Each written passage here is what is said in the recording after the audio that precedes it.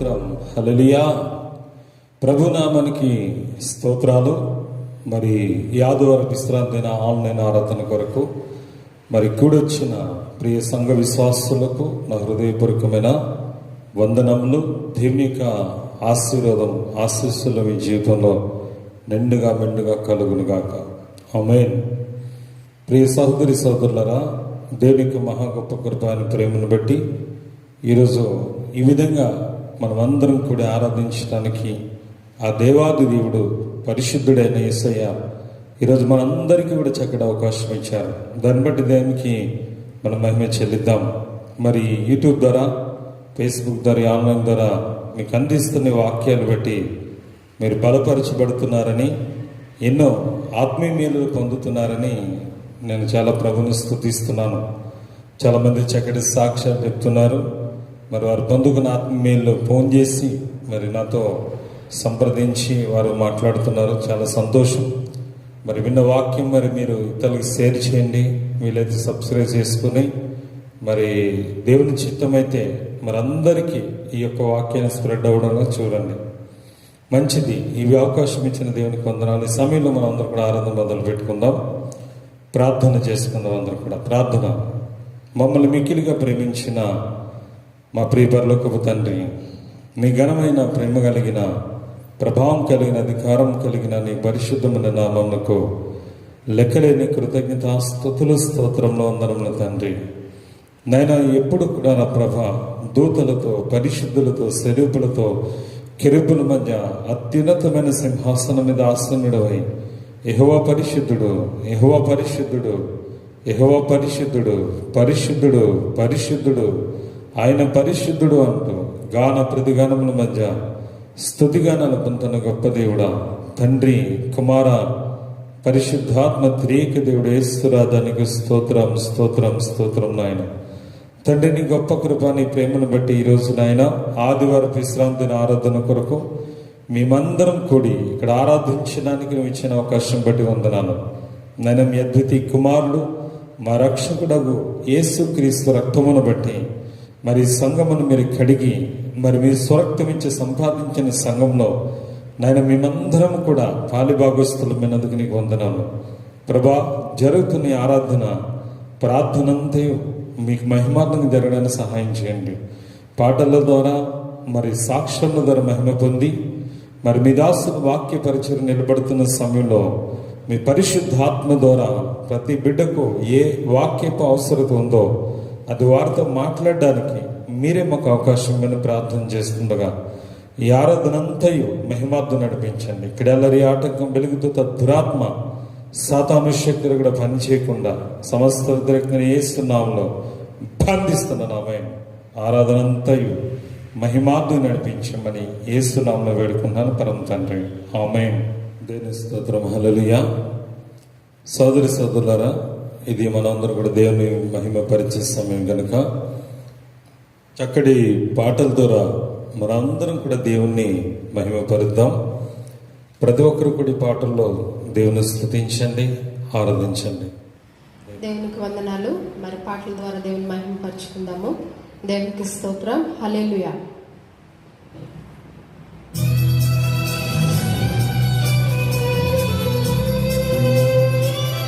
చప్పట్లు కొడుతూ దేవుని మహిమపరుచుకుందాము.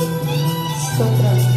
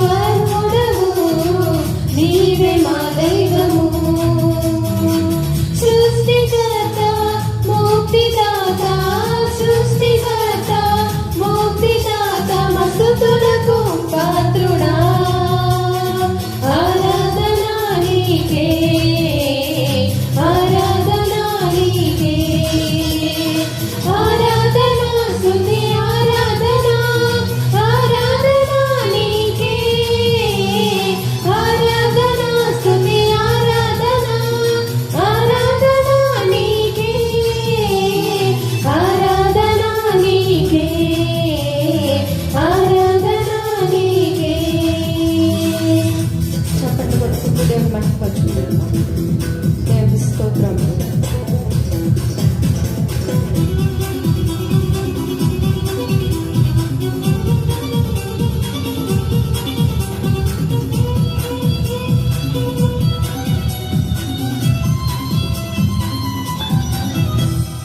మన్నాను కురిపించినావు, బండరుండి నీళ్ళిచ్చినావు. మన్నాను కురిపించినావు, బండరుండి నీళ్ళిచ్చినావు. యెహోవా ఈరే చూచుకొనును, యెహోవా ఈరే చూచుకొనును. సర్వము సమకూర్చును, ఆరాధన నీకే, ఆరాధన నీకే. ఆరాధన స్తుతి ఆరాధన, ఆరాధన నీకే. ఆరాధన స్తుతి ఆరాధన, ఆరాధన నీకే. ఆరాధన నీకే, ఆరాధన నీకే. కొంచెం దేవుని మహిమపరుచుకుందాం. స్తోత్రం. హల్లెలూయా.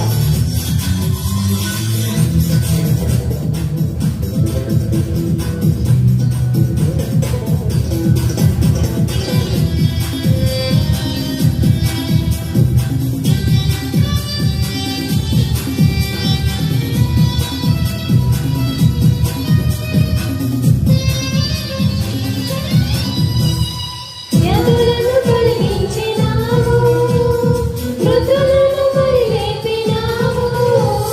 వ్యాధులను తొలగించినావు, మృతులను మరి లేపినావు.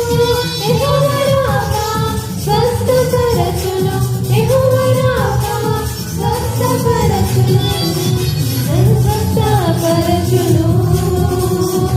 ఆరాధన నీకే, ఆరాధన నీకే.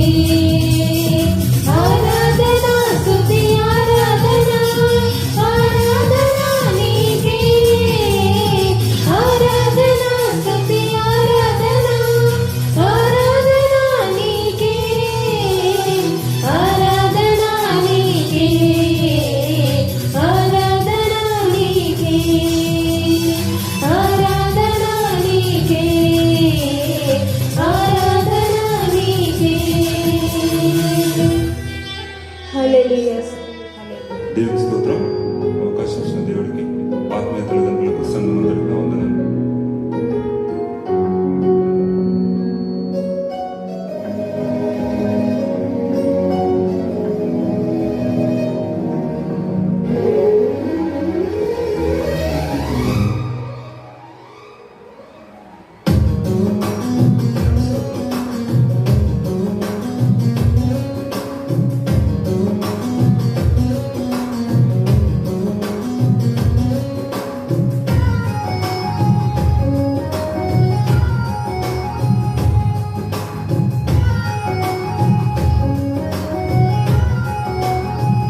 ఆనందం నీలోనే, ఆధారం నీవేగా, ఆశ్రయం నీలోనే నా యేసయ్యా. స్తోత్రాలుడా. ఆనందం నీలోనే, ఆధారం నీవేగా, ఆశ్రయం నీలోనే నా యేసయ్యా. స్తోత్రాలుడా. అర్హతే లేని నన్ను ప్రేమించినావు, జీవింతు ఇలలో నీకోసమే సాక్షాత్తమై. ఆనందం నీలోనే, ఆధారం నీవేగా, ఆశ్రయం నీలోనే నా యేసయ్యా. స్తోత్రాలుడా.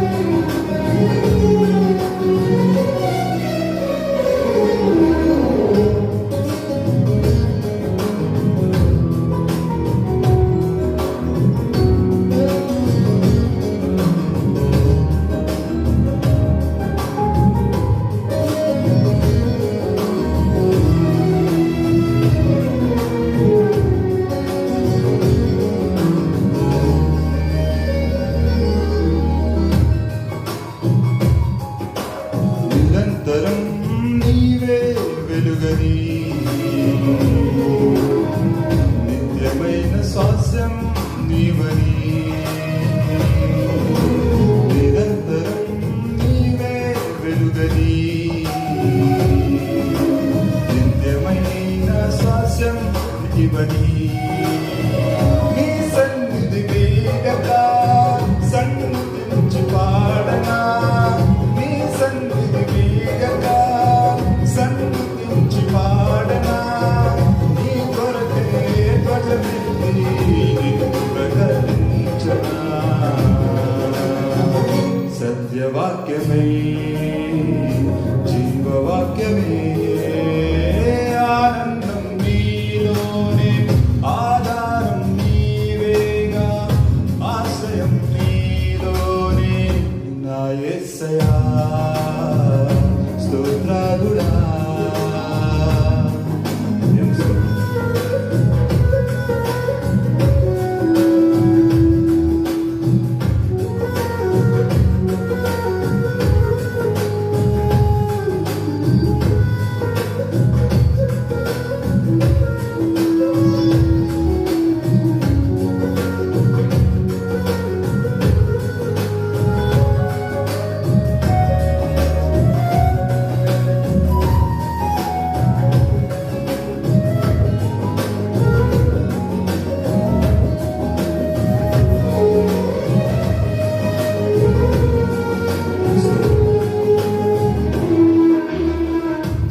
సత్యమేన మార్గమై సంఘక్షేమమేన ప్రాణమై సత్యమేన మార్గమై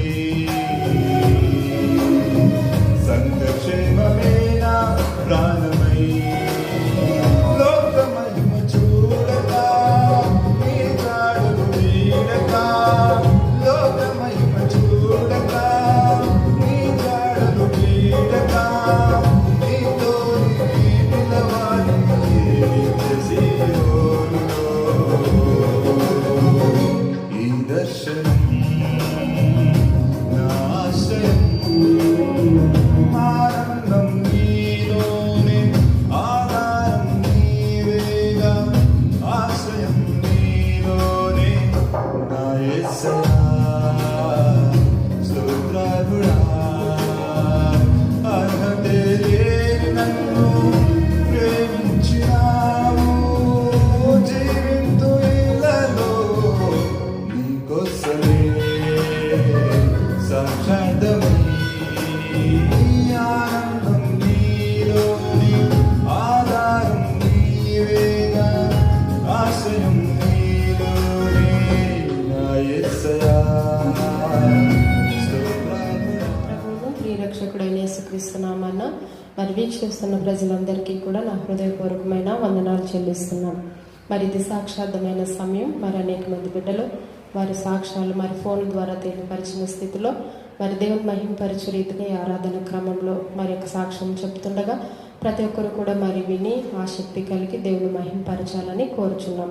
మరి మొదటి సాక్ష్యం మరి అల్వాల్ అనసూయమ్మది. మరి అల్వాల్ అనసూయమ్మకి మరి ఆర్థికపరమైన చాలా ఇబ్బందుల్లో ఉన్న స్థితిలో లాక్డౌన్లో మరి దేవుడు సహాయం అందించాడు. మరి ప్రార్థన సహాయం తీసుకోగా మరి చక్కగా మరి పండ్ల వ్యాపారం పెట్టుకోవడానికి దేవుడు అవకాశం ఇచ్చి తగిన ఆర్థిక సహాయాన్ని కూడా దేవుడు దయచేసి మరి మంచి వ్యాపారం కలగజేసి సమృద్ధినిచ్చి మరి ఆ కుటుంబం ఏ కొదువు లేకుండా అన్ని విధాలుగా దేవుడు సమృద్ధితో పోషిస్తున్న దేవాది దేవునికే మహిమ కలుగునుగాక. మరి సాక్ష్యాన్ని దేవుడు దీవించునుగాక.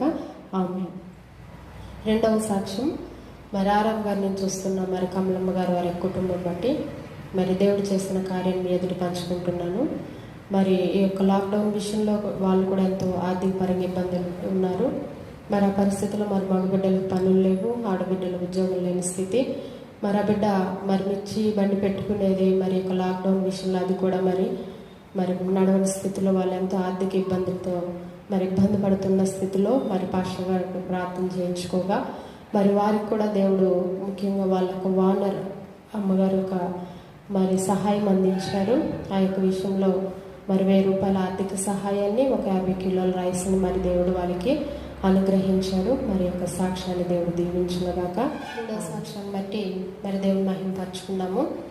మరి రాధిక ప్రకాష్ అల్వాల్ మరి రాధిక వాళ్ళ మమ్మీ శాంతమ్మ గారు మరి బోయినపల్లిలో ఉంటారు ఆయన. ఆమెకి గత వారం రోజుల క్రితం చాలా షుగర్ ఎక్కువైపోయి 600 వచ్చేసింది. మరి టెస్ట్ చేయించుకోగా చాలా ప్రాణాపాయమైన స్థితిలో బిడ్డ మరి ఉన్నప్పుడు మరి రాధిక వెళ్ళి పాస్టర్ గారితో ప్రేయర్ చేయించింది మరి ఫోన్లో. మరి నిజంగా దేవుడు చాలా అద్భుతం చేసి ఆ యొక్క 600కు వచ్చిన షుగర్ నుంచి మరి దేవుడు ఎంతో స్వస్థత ఇచ్చారు. మరి ఆ ప్రార్థన చేయించుకుని అలాగే యేసు రక్తంతో బిడ్డకు ప్రార్థన ఇచ్చి మరి బిడ్డ యొక్క ప్రతి పాపములు క్షమించి ప్రభా మరి ఇప్పటికి మమ్మల్ని 2 సార్లు బ్రతికించావు, కానీ నీ విషయంలో మేము నిర్లక్ష్యత కలిగి ఉన్నాము అని క్షమాపణ అడిగించి మరి ప్రార్థన చేయించిన స్థితిలో మళ్ళీ షుగర్ టెస్ట్ చేయించుకోగా మరి దేవుని కృపను బట్టి మరి నార్మల్కి వచ్చింది. మరి చాలా అద్భుతమైన సాక్ష్యం. మరి మరణకరమైన స్థితి నుంచి దేవుడు ఆ బిడ్డను మరి కాపాడి స్వస్థపరిచి మరి షుగర్ నార్మల్ చేసిన దేవాతి దేవునికే మహిమ కలుగునుగాక. మరి సాక్ష్యాన్ని దేవుడు దీవించునుగాక. దేవుడు చెప్పుకుని దేవుని మహిమపరచుకుందాం. మరి కాళ్ళకల్ల అనసూయమ్మ మరి అందరికీ తెలిసిన బిడ్డే.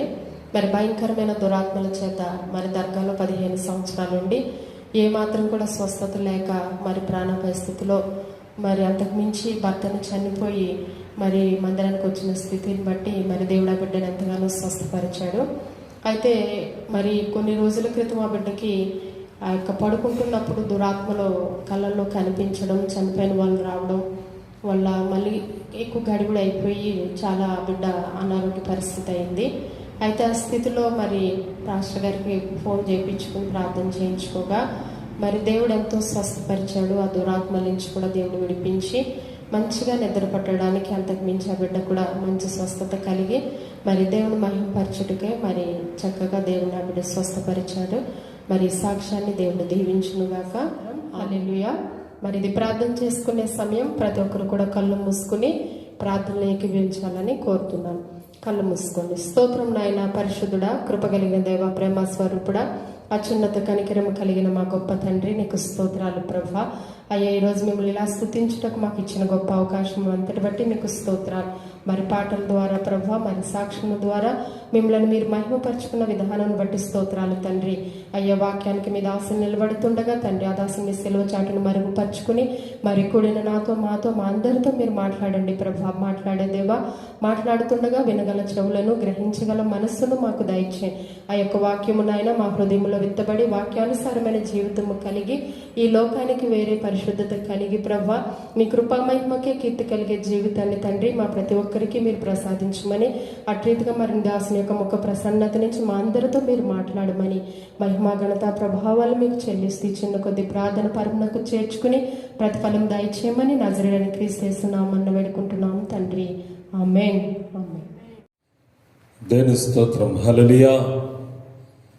దేవునికి మహాకృపను బట్టి మరి మంచి సమయానికి వచ్చాం మనం. మరి సమయంలో దేవుడు మనకి ఈరోజు ఇవ్వబడుతున్న వాక్యాన్ని ధ్యానించుకుందాం. పరిశుద్ధాత్మ దేవుడు మనతో మాట్లాడే సమయం. దేవుడు ఈరోజు మనతో మాట్లాడబోయే అంశము నరుని ఆలోచన. దేవుడు మనతో మాట్లాడబోయే అంశం ఏంటంటే నరుని ఆలోచన. నరుని ఆలోచన గురించి ప్రత్యేక రీతిలో దేవుడు మనతో మాట్లాడబోతున్నాడు ఈరోజు. చూద్దాం. బైబిల్ గ్రంథంలో 6వ అధ్యాయము 5వ వచనం నుంచి మనం ఒకసారి చదువుకుందాం. ఆదికాండము 6వ అధ్యాయము, ఆదికాండము 6వ అధ్యాయము 5 నుంచి మనం చదువుకుందాం. నరుల చెడుతనము భూమి మీద గొప్పదని వారి హృదయం యొక్క తలంపుల్లోని ఊహంతయు ఎల్లప్పుడూ కేవలము చెడ్డదనియు యెహోవా చూచి తాను భూమి మీద నరులను చేసినందుకు యెహోవా సంతాపం నుండి తన హృదయములో నొచ్చుకొనెను. అప్పుడు యెహోవా యెహోవా నేను సృజించిన నరులను ఆ, నరులతో కూడా జంతువులను ఆ, పురుగులను ఆ. ఆకాశ పక్షాదులను ఆ. భూమి మీద ఉండకుండా ఆ. తుడిచివేయుదును. తుడిచివేయుదును. ఆ, ఏలైనగా ఆ. నేను వారిని సృష్టించినందుకు ఆ, సంతాపం నుండి ఉన్నాను నేను. సంతాపం నుండి ఉన్నాను నేను. ఆ, అయితే నోవాహు ఆ, యెహోవా దృష్టి యందు ఆ. కృప పొందిన కృప పొందినవాడాయను. నోవాహు వంశవాళిదే. ఆ, నోవాహు నీతిపరుడు నీతిపరుడు తన తరంలో నిందారహితుడు అయి ఉండెను. అయి ఉండెను. నోవాహు నోవాహు దేవునితో కూడా నడిచినవాడు. నడిచినవాడు. చూడండి, చిన్న ప్రార్థన చేసుకుందాం. మహాగణుడు అయిన తండ్రి, మహోన్నతుడైన ప్రభువా, నీ పరిశుద్ధమైన నామానికి లెక్కలేని కృతజ్ఞతాస్తుతులు స్తోత్రములు అందరం నాయన. ఈరోజు నాయన ఇంటిండా దినదినమును తీర్చే ఈ రక్త ప్రణాళిక పరిచర్యలో మమ్మల్ని ప్రేమించి ఈ ఆదివారం విశ్రాంతి ఆరాధనలో మేమందరం కూడా ప్రభా ఈ యొక్క లాక్డౌన్ వల్ల దూరంగా ఉండి నాయన వారి వారి గృహాలలో కలిసి నాయన్ని ఆరాధిస్తున్న సమయంలో నీ బలమైన ఆత్మాభిషేకం మా మధ్యలో ఉంచండి ప్రభా. ఈ సమయంలో తండ్రి ఈ ఆన్లైన్ ద్వారా వాచ్ చేస్తూ ఆరాధనలో పాల్గొన్న ప్రతి కుటుంబం మీద, ప్రతి బిడ్డ మీద నీ నిండారైన ఆశీర్వాదం దీవెనలు కలుగును గాక. ఈ సమయంలో మీరు ఇస్తున్న లేఖనముల ద్వారా నాతో మాతో మాట్లాడమని, మీ దాసుని కొద్ది క్షణాలు సెలవు చాటను మరుగుపరుచుకొని మీ దాసుని నోట్లో మీరుండి మీరే మాట్లాడమని, నాతో మాతో మాట్లాడమని యేసు నామములో ప్రార్థించి వేడుకుంటున్నాను పరమ తండ్రి. ఆమేన్. చూడండి సోదరుడా, ఆదికాండము 6వ అధ్యాయంలో 5వ వచనం నుంచి చూడండి. నరులు ఆ చెడుతనము భూమి మీద గొప్పదని వారి హృదయం యొక్క తలంపులను ఊహంతయు ఎల్లప్పుడూ కేవలం చెడ్డదని.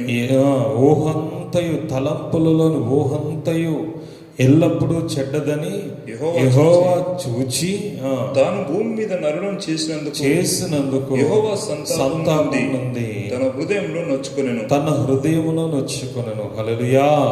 చూడండి సోదరుడా, ఇక్కడ చూస్తే నరులను కలగజేసింది దేవుడే, నరులను పుట్టించింది దేవుడే, మానవులను తన స్వరూపమందు సృజించి జీవ ఊపిరినిచ్చి జీవాత్మగా చేసింది కూడా దేవుడే. మరి ఇక్కడ ఆయన సంతాపమునందుతున్నాను నరులను చేసినందుకు అంటున్నాడు. ఆయన ఈ నరులను పుట్టించినందుకు, ఈ నరజాతిని కలగజేసినందుకు నేను సంతాపపడుతున్నాను. అయ్యో, అనవసరంగా కలగజేశాను ఈ మనుషులని బాధపడుతూ నొచ్చుకుంటున్నాడు తన హృదయంలో. ఆయన ఎందుకు ఆయన అలా నొచ్చుకుంటున్నాడు అని అంటే, నరుల చెడుతనము భూమి మీద చాలా గొప్పగా ఉందట. ఒకటేంటంటే వారి హృదయం యొక్క తలంపులు కానీ ఊహ కానీ కేవలం చెడ్డగా ఉండడం దేవుడు చూశాడట. నరుల యొక్క హృదయంలో చెడుతనము కానీ, వారి తలంపులు కానీ, వారి ఊహ కానీ చెడుగా కనిపిస్తుందంట దేవుడికి. మంచి ఊహలు లేవు, మంచి ఆలోచనలు లేవు, మంచి తలంపులు లేవు. పుట్టిన ప్రతి మనిషి కూడా ఊహలన్నీ కూడా చెడిపోయినాయి, ఆలోచనలన్నీ చెడిపోయినాయి, తలంపులన్నీ చెడిపోయినాయి. అదేంటి దేవుడు ఇట్లా కలుగజేశాడేంటి మనల్ని అని మీరు అనుకో. దేవుడే కదా కలుగజేశాడు. ఆ మనిషిలో ఉన్న మనస్సును కూడా ఆయనే కలుగజేశాడు కదా. మరి ఆ మనస్సు పాడైపోవడం కదా, కానీ దేవుడు ఎందుకు పాడేందుకు పెట్టాడు అనుకోవచ్చు మీరు. కానీ సోదరుడా, దేవుడు మనిషి యొక్క తలంపులను ఆయన పాడు చేయలేదు. కానీ మనిషిని దేవుడు నిజంగా చూడాలంటే మొట్టమొదట అవ్వ ఆదామును సృజించినప్పుడు ఒక పసిపిల్లల లాంటి ఒక నిర్మలమైన హృదయాన్ని దేవుడు వారికి ఇచ్చాడు. పసిపిల్లల లాంటి హృదయం. అందుకే వారికి వస్త్రాలు ఇవ్వలేదు. ఎందుకంటే వారికి అప్పుడు మంచి చెడ్డలు తెలియదు. చిన్నపిల్లలు ఉన్నారు, వాడు వస్త్రాలు వేసుకున్నా తెలియదు, వస్త్రాలు వేసుకోకపోయినా వాడికి ఏం అర్థం కాదు. వాడు పెద్దవాడైన తర్వాత వస్త్రాలు వేసుకుని వాడు సిగ్గు అనేది ఉంటుంది. పెద్దవాడైన తర్వాత కొంచెం ఏజ్ వచ్చేటప్పటికి అర్థమవుతామో బట్టలు లేకపోతే సిగ్గు అనేది. అదే చిన్నపిల్లవాడు వాడు బట్టలు వేసుకోడు. అది మనమే తల్లిదండ్రులే ఆ వ్యక్తికి బట్టలు వేయాలి. అంటే ఆదామవ్వలు బట్టలు లేకుండా వస్త్రాలు లేకుండా ఏ దేని తోటలు ఉన్నప్పుడు వారి హృదయం ఎలా ఉందో తెలుసా? చిన్న పిల్లల లాంటి స్వభావం అనమాట. పసిపిల్లలు, అది కూడా పసిపిల్లల లాంటి స్వభావం. ఆ స్వభావం ఉంది కనుక వారితోటి దేవుడు ప్రతి చల్లపూట వచ్చి దేవుడు వారితో గడిపి వారితో మాట్లాడి వెళ్ళేవాడు. దేవుని స్తోత్రం కలుగును గాక. అయితే ఎప్పుడైతే సర్పము అనగా సాతానుడు సర్పంలో ప్రవేశించి అవ్వనాదం మోసం చేసి వారికి తినవద్దన్న పండు తినిపించారో వెంటనే వారికి ఆ మంచి చెడ్డలు తెలివించే వృక్ష ఫలము తిన్న తర్వాత వీరికి మంచి చెడు తెలివితేటలన్నీ వచ్చేసినాయి. హల్లెలూయా. అప్పుడు దేవుడు ఇంకా ఆ వ్యక్తి ఆ దేవుడు సృజించిన ఏదైనా తోటలో ఉండడం ఇష్టం లేదని ఇంకా దేవుడు అతను బయటకు నెట్టేశాడు. పైగా ఇంకోటి అక్కడ చూస్తే వారు చెట్లలో దాక్కున్నారు, ఆకులు వస్త్రాలుగా చుట్టుకుని ఉన్నారు. అప్పుడు అర్థమైందండి, నువ్వు ఎందుకు దాక్కున్నావు అంటే నేను దిగంబర్ని అంటాడు. దిగంబర్ని చెప్పలేదు, నేను పుట్టించినప్పుడు దిగంబర్ని చెప్పలేదు కదా అంటే నేను తినవద్దన్న పండు తిన్నావా? అవును తిన్నాను. నువ్వు స్త్రీని నాకు ఇచ్చిన స్త్రీ ఆ పండు ఫలం తెచ్చిచ్చింది అని ఆ స్త్రీ మీద నేరం మోపితే ఆ స్త్రీ మళ్ళీ పాము మీద నేరం మోపింది. తర్వాత సోదరుడా వీరు మనలాంటి మంచి చెడ్డలు తెలుసుకున్నారు కనుక ఇక్కడ ఉండడానికి వీలు లేదు అనేసి మనలో ఒకరు అయ్యారు కానీ వీళ్ళని ఆ ఏదైనా తోటలోంచి బయటికి పంపించేశారు దేవుడు. అక్కడ దేవుడు కెరూబులను ఖడ్గజ్వాలను మరి అక్కడ ఏదైనా తోట గురించి బైబిల్ గ్రంథం చెప్తుంది. అంటే అప్పటి నుంచి మానవ హృదయం అనేది పాడైపోయింది. మానవ హృదయం అనేది ఫస్ట్ దేవుడు పుట్టించింది కేవలము తనలాంటి హృదయమే సృష్టించాడు. కానీ ఆ సాతానుడు చిమ్మిన విషం అనేది చాలా భయంకరంగా ఉంది. ఆ తర్వాత ఆదాము అవ్వలకి మరి దేవుడు సంతానం ఇచ్చాడు. మొదటివాడు కయీను, రెండోవాడు హేబెలు. ఆ కయీను పరిస్థితి మంచి హృదయం లేదు, అతను మంచి హృదయం లేదు. ఎందుకంటే దేవుడికి శ్రేష్టమైన అర్పణ హేబేలు మంచి హృదయం ఉంది కానీ దేవుడికి శ్రేష్టమైన అర్పణ తీసుకొచ్చి దేవుడికి బలిగా అర్పించాడు. కానీ అతడికి ఇవ్వాలి, దేవుడికి ఇవ్వాలి అనేటప్పటికీ మంచి హృదయం లేక ఇంతెందుకు ఇవ్వాలని కొంత తెచ్చాడు, కొంత దాచుకుని కొంత తెచ్చాడు. అప్పుడు దేవుడు అనుకుని వీడి హృదయం మంచిది కాదు కనుక నీ అర్పణ నాకు వద్దు అనేసాడు దేవుడు. హల్లెలూయా. హేబేలు కయీన్ అంటే ఒక ప్రత్యేకమైన ప్రేమ, లేకపోతే ద్వేషం, లేకపోతే హేబేల్ అంటే ప్రత్యేకమైన ప్రేమ అని కాదు. కయీను హృదయం అనేది అక్కడ మంచిది కాదు, అతని ఊహ మంచిది కాదు, అతని తలంపులు మంచివి కాదు. అందుకే మీరు కయీను వారు అంటే వారు ఉండకూడదు, కయీను నడిచిన మార్గం మీరు నడవకూడదని దేవుడు మొదటి యోహాను సువార్తలో కయీను వంటి వారు దుష్టుడి సంబంధి, వాడు దుష్టుడి సంబంధి, తన సహోదరుని పగబెట్టి చంపాడని కూడా చెప్తాడు. ఎప్పుడైతే తాను మంచి అర్పణ అర్పించలేదు వెంటనే వాడికి దేవుడు తీసుకోలేదు అర్పణ. వాడి కోపం వచ్చి మొహం మార్చుకుంటే దేవుడు అంటాడు నువ్వు సత్క్రియ చేస్తే తలెత్తుకున్నావా అంటాడు. సోదరుడా, ఆ రోజు మరి కయ్యను తన తమ్ముడి మీద పగబట్టుకున్నాడు, దేవుడిని మొహం మార్చుకున్నాడు, అసూయ పెట్టుకున్నాడు, అభ్యంతరం పెట్టుకున్నాడు, తన తమ్ముడి మీద పడి చంపేశాడు, నరహత్య చేశాడు. చూడండి, మంచి అర్పణ అర్పించి హృదయం లేదు ఫస్ట్. ఆ హృదయం నుంచి ఏం పుట్టింది? మొహం మార్చుకున్నాడు. అవునా? మూడోది తమ్ముడి మీద అసూయ, ద్వేషం, పగ కలిగింది. నాలుగోది మర్డర్ చేశాడు. దేవుడు చెడితే నీ తమ్ముడు ఏడంటే నా తమ్ముడికి కావాలి అని అంటాడు. ఇదిగో నీ తమ్ముని యొక్క రక్తం నేల నుంచి మొరపెడుతుంది అని దేవుడు అంటే ఇదిగో ఆ తమ్ముని చంపిన నీవు దేశ దిమ్మరం ఏంటని దేవుడు శపించాడు కయ్యని. సోదరి ఎందుకు? హృదయ తలంపు అనేది అంటే అతను ఊహ అనేది చెడ్డది, మంచి ఊహ లేదు. మరి హేబేలుకి మంచి ఊహ ఉన్నది కనుక దేవుడు అతను అంగీకరించాడు, అతని రక్తం యొక్క మొరను దేవుడు ఆలకించాడు ఈరోజు. అందుకనే నోవాహు జలప్రలయ కాలంలో దేవుడు ఆ యొక్క భూమి మీద ఉన్న జనములందరినీ చూశాడట. చూస్తే వారి యొక్క ఆలోచన, వారి చెడు తలంపులతో నిండిపోవడం చూశాడట దేవుడు. తర్వాత వారి ఊహంతా కేవలం చెడ్డదని దేవుడు చూశాడట. నరులను చేసినందుకు సంతాపపడి నరులను బట్టి భూమి మీద ఉన్న సమస్త జీవరాశిని నశింపచేయాలని దేవుడు ఒక నిర్ణయం తీసుకున్నాడు. అయితే 8వ వచనంలో చూస్తే అయితే నోవాహు యెహోవా దృష్టి యందు కృప గలవాడాయను. ఆమేన్. ఒక నోవాహు దేవుడి దృష్టిలో కృప గలవాడయ్యాడు. అతడు నీతిపరుడును నిందారహితుడును, పైగా నోవాహు దేవునితో నడిచిన వాడు అని అక్కడ వాక్యం సెలవుస్తుంది కింద వచనంలో. నీతిపరుడు నిందారహితుడు దేవునితో నడిచిన వాడు అంటే దాని అర్థం ఏంటంటే సోదరుడా, అతడు దేవుడంటే భయభక్తులు కలిగి ఉన్నాడు. దేవుని వాక్య ప్రకారం నడిచిన వాడు. దేవుడు ఇస్తున్న వాక్యం బట్టి అవును అక్కడున్న జనాంగానికి ప్రత్యేకంగా సెపరేట్ చేయబడిన తన జీవితాన్ని వేరు చేసుకున్నాడు. దేవుడు అంటే భయం కలిగి దేవునితో నడుస్తూ దేవుని దృష్టిలో నీతిపరుడు నిందారైతాడు అన్నాడు. దేవుడు నోవాహ కుటుంబాన్ని దేవుడు జలప్రదర్శ కాపాడాడు ఈరోజు. అయితే ఈరోజు మన మానవ జీవితం అనేది శాపగ్రస్తమైపోవడానికి, మన బ్రతుకు పాడైపోవడానికి, మనం శ్రమల పాలవడానికి, శోధన పాలవడానికి, అప్పులు పాలవడానికి, దురాత్మల పాలవడానికి, యాక్సిడెంట్లు పాలవడానికి, సూసైడ్ చేసుకుంటానికి, ఈ కుటుంబంలో కలహాలు రావడానికి, లేకపోతే అనేక రకాల ఫెయిల్యూర్స్ రావడానికి, మరి ఆర్థిక దరిద్రత మనల్ని వెంటాడటానికి, లేకపోతే ఏది పట్టుకున్న ఫలించిన స్థితి మన జీవితంలో ఉండడానికి, వివాహ జీవితం అనేది కలగకపోవడానికి, లేకపోతే సంతానలేమి కలిగి ఉండడానికి, సంతానలేమితో బాధపడడానికి, లేకపోతే ఇంకా చూస్తే ఇంకా అనేకమైన సమస్యలు మనల్ని వెంటాడుతున్నాయి. ఈరోజు దేవునికి విరోధమైన స్థితి మనలో ఉంది. ఎంత ప్రార్థన చేస్తే మన జీవితంలో సమాధానం కలుగుతలేదంటే ఈరోజు ఒకవేళ మన ఊహ, మన తలంపులు, మన ఆలోచనలు ఒకవేళ దేవుని ఎదుట చెడ్డగా ఉన్నాయేమో ఒకసారి మనం స్కాన్ చేసుకోవాలి. వాక్యం ద్వారా, దేవుడు ఇస్తున్న వాక్యం ద్వారా స్కాన్ చేసుకొని మనల్ని మనమే కాదు, దేవుడైతే మనం ఎప్పుడు స్కాన్ చేస్తుంటాడు తెలుసా మీకు? దేవుడు ఎప్పుడు స్కాన్ చేస్తుంటాడు. ఇర్మియా గ్రంథం చూస్తే 17:9 చదవండి. దేవుడు మన హృదయాన్ని స్కాన్ చేస్తుంటాడు ఎప్పుడు కూడా. ఇర్మియా గ్రంథము 17:9. హృదయము అన్నిటికంటే మోసకరమైనది. హృదయము అన్నిటికంటే మోసకరమైనది. అది ఘోరమైన వ్యాధి గలది. అది ఘోరమైన వ్యాధి గలది. దాన్ని గ్రహింపగలవాడెవడు? ఒకని ప్రవర్తనను బట్టి వాని క్రియల ఫలము చొప్పున ప్రతీకారం చేయుటకు యెహోవాను నేను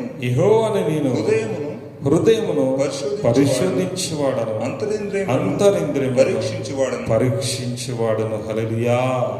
ఈడేం చేస్తాడట? దేవుడు హృదయ పరిశోధకుడు. పరీక్షిస్తూ ఉంటాడు ఆ మనిషిని. వీడి ఊహ ఎలా ఉంది, వీడి తలంపులు ఎలా ఉన్నాయి, వీడి ఆలోచన ఎలా ఉన్నది. ప్రతి మనిషిని దేవుడు సక్రమంగానే పుట్టిస్తాడు. తర్వాత మనిషి పుట్టి పెరిగిన తర్వాత అక్రమంగా తయారవుతాడు పరిస్థితులు బట్టి. వాడి ఊహ ఎలా ఉంది, వాడి ఆలోచన ఎలా ఉంది, వాడి తలంపులు ఎలా ఉన్నాయి, ప్రతిదీ దేవుడు అబ్జర్వ్ చేస్తుంటాడు. దానిని బట్టే ఏమన్నాడు? యెహోవాను నేను ఏమన్నాడు? హృదయమును పరిశోధన చేయవాడను, అంతరింద్రియమును పరీక్షించువాడను. హల్లెలూయా. ఒకని ప్రవర్తన క్రియలు బట్టి వాడికి ప్రతిఫలము ఇచ్చేవాడను. హల్లెలూయా. అంటే వారి ఊహ మీద, వారి ఆలోచన మీద, వారి తలంపుల మీద, వారి యొక్క ప్రవర్తన స్థితి ఆధారపడి ఉంటుంది. దేవుని యొక్క ఆశీర్వాదం అనేది వారికి రావాలా వద్దన్నది కూడా వారి మీద ఆధారపడి, శాపమా ఆశీర్వాదం అనేది వారి హృదయం మీద ఆధారపడి ఉంటుంది. ఈరోజు తెలుసా మీకు? నిజమే. హృదయ పరిశోధకుడు దేవుడు. హృదయాన్ని ఎప్పుడు పరిశోధిస్తూ ఉంటాడు మనల్ని.